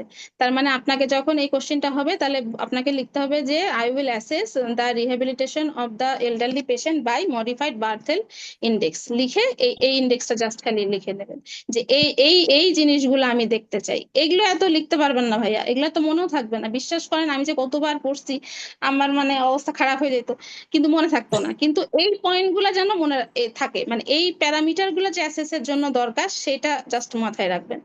আর এই যে গোল হলো এমন জিনিস থাকতে হবে যেটাতে হচ্ছে রিয়েলিস্টিক হয়, এবং ওই রিহ্যাবিলিটেশন টিমের সাথে এটা যেন কোঅর্ডিনেশনটা ভালো হয়। শুধু এক লাইন, এটাও এবার ইম্পর্টেন্ট, কারণ গতবার কোনো এজিং এর কোশ্চেন আসে নাই, সুতরাং এজিং এর চ্যাপ্টারটা এবার খুব ভালো করে পড়বেন। অনেক কিছু আছে এখানে, সব লাইনই আসে, এটা খুবই খারাপ একটা চ্যাপ্টার। আচ্ছা, তারপর কোনো যদি কোশ্চেন থাকে ভাইয়া, অল্পই কোশ্চেন নিয়ে আসছিলাম, যদিও অনেক সময় নিয়ে ফেললাম আপনাদের, আমি দুঃখিত। যদি উপকারে লাগে তাহলে ভালো, আমি আমার অভিজ্ঞতাটাই শুধু শেয়ার করছি। আমার পরীক্ষা দেওয়ার সংখ্যা কিন্তু খুব বেশি না, মানে আমি এর আগে একবার রিটেন দিছিলাম জাস্ট ওটা দেখার জন্য, তারপরে আমি গতবার দিয়েই আমি পাশ করছি, ফলে আমি খুব বেশি এক্সপেরিয়েন্স না, কিন্তু যতটুকুন আমার আছে আমি আজকে সেটা শেয়ার করলাম। আমি যা প্রয়োগ করছিলাম বা যে ফর্মুলা গুলা বা ট্রিক্স গুলা খাটাইছিলাম সেটাই আমি শেয়ার করলাম। যদি আপনাদের কোনো উপকারে লাগে আমার খুবই ভালো লাগবে। আর বাকি আপনারা যেভাবে ভালো মনে করবেন পরীক্ষা দেবেন। এটাই হলো আপনাদের সাথে আমার কথা আর কি, যদি কোনো কোশ্চেন থাকে। লং কোশ্চেনটাকে একবার বলা যাবে, যে ফার্স্ট টাইম ইনভেস্টিগেশন আর একটু শুরুর দিকের গুলা। বলা যাবে ভাইয়া, এটা তো রেকর্ডেড থাকবে মেবি, এই ক্লাসটা মেবি রেকর্ডেড থাকবে। আপনি যদি না বুঝে থাকেন বা কোনো যদি সমস্যা হয় সেটা আমাকে বলেন, আর যদি আবার বলতে বলেন তাহলে সেটা বলবো যে রেকর্ডেড নেওয়াটাই ভালো, কারণ এখন সবাই আসলে বিরক্তই হবে। আপু, প্রথম 3টা স্লাইড একটু দিবেন, একটু স্ক্রিনশট নেব, প্রথম 3টা কোনটা 4টা। ভাইয়া, কোনটা? প্রথম 4টা, একদম প্রথম 4টা। আচ্ছা, ওকে, এটা হচ্ছে প্রথম, ঠিক আছে। না না, এর আগেও আছে তো আপা, এর আগেও আছে। আচ্ছা, এটা হ্যাঁ হ্যাঁ হ্যাঁ হ্যাঁ হ্যাঁ, একদম প্রথম থেকে, প্রথমটা আপা। এটা প্রথম প্রথম স্লাইড এটাই আপা, প্রথম। প্রথম একদম। না না, একদম আচ্ছা, প্রাথমিক যেটা, মার্ক ডিস্ট্রিবিউশন এইটা না কি, হ্যাঁ হ্যাঁ হ্যাঁ এইটা হ্যাঁ, প্রথম এরপরে মানে এরপরে, আচ্ছা, এরপরে এরপর এটা তারপরে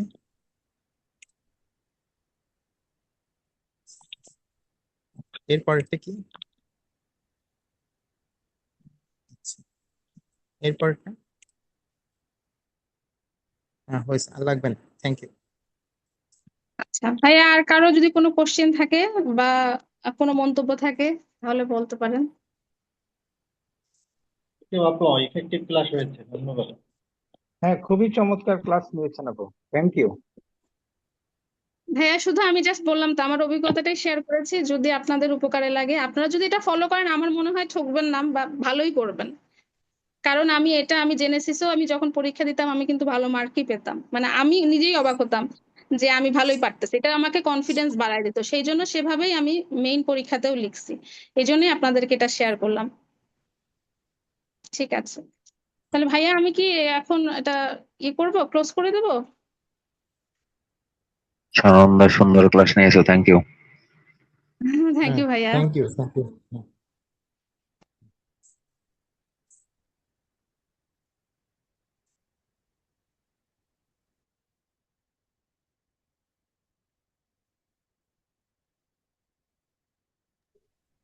জি ম্যাম, আপনারা শেষ করে দিই তাহলে। হ্যাঁ হ্যাঁ, তাহলে ভাইয়া আপনি করে দিন। জি, থ্যাংক ইউ ম্যাম। আসসালামু আলাইকুম।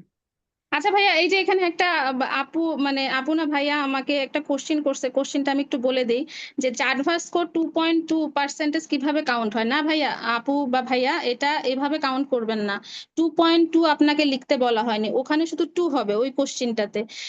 ওই কোশ্চিনটাতে শুধু একটা পেশেন্টের, একটু দাঁড়ান, ওই কোশ্চিনটাতে শুধুমাত্র করা হয়েছে, বলছে যে কি কি অ্যানুয়াল রিস্ক ফ্যাক্টর আছে, আদার ইনফরমেশন আছে এবং রিস্ক ফ্যাক্টরটা কত। তাহলে ওখানে শুধু পেশেন্টের লেখা আছে যে একটু দাঁড়ান, এই যে কোশ্চেনটা বের করে, হ্যাঁ এখানে কোশ্চেনটা বলছে যে কি কি ইনফরমেশন দিবে এবং calculating the annual risk score. তাহলে এখানে দেখেন শুধু 2 হবে, কারণ পেশেন্টের বয়স বলেছে যে কত বছর, 70 বছর। তাহলে এটা এই যে এই এজ 74 এর মধ্যে পড়তেছে, এটা 1 পয়েন্ট। আর যেহেতু সে সেক্স ক্যাটাগরি ফিমেল, সেহেতু 1 পয়েন্ট। এইটাই হচ্ছে উনার রিস্ক, হচ্ছে রিস্ক ফ্যাক্টর হচ্ছে 2, নট 2.2। আশা করি বুঝাতে পারছি। শুধু বলবেন 2 পয়েন্ট। মানে রিস্ক ফ্যাক্টর হচ্ছে 2 হ্যাঁ পয়েন্ট। হ্যাঁ হ্যাঁ, 2 পয়েন্ট পাইছে। এটা এটুকুনি খালি লিখবেন, আপনার যে 2 point is equal to 2.2 less than, এগুলো বলার কোনো দরকার নাই। এটা জি, কে বলছেন আমি জানি মানে না, কোনো নাম না। হ্যাঁ পয়েন্ট হচ্ছে, কিন্তু রিস্ক পার্সেন্টেজ যদি বলে তাহলে ওটা আমাদের বের করার দরকার নেই। হ্যাঁ, বের করার দরকার নাই, কারণ কি 2 প্লাস হলে আপনার মোর দেন 2.2% হচ্ছে, আপনি তো এটা 2 পাইছেন, তার মানে হচ্ছে এটা এটা না, আপনার ওষুধ দিতে হবে এমন কোনো কথা নাই। ঠিক আছে, আচ্ছা ঠিক আছে ভাইয়া, তাহলে ক্লিয়ার হলো। ওকে ভাইয়া, তাহলে আমি লিভ করলাম। জি ম্যাম, থ্যাংক ইউ। ওকে।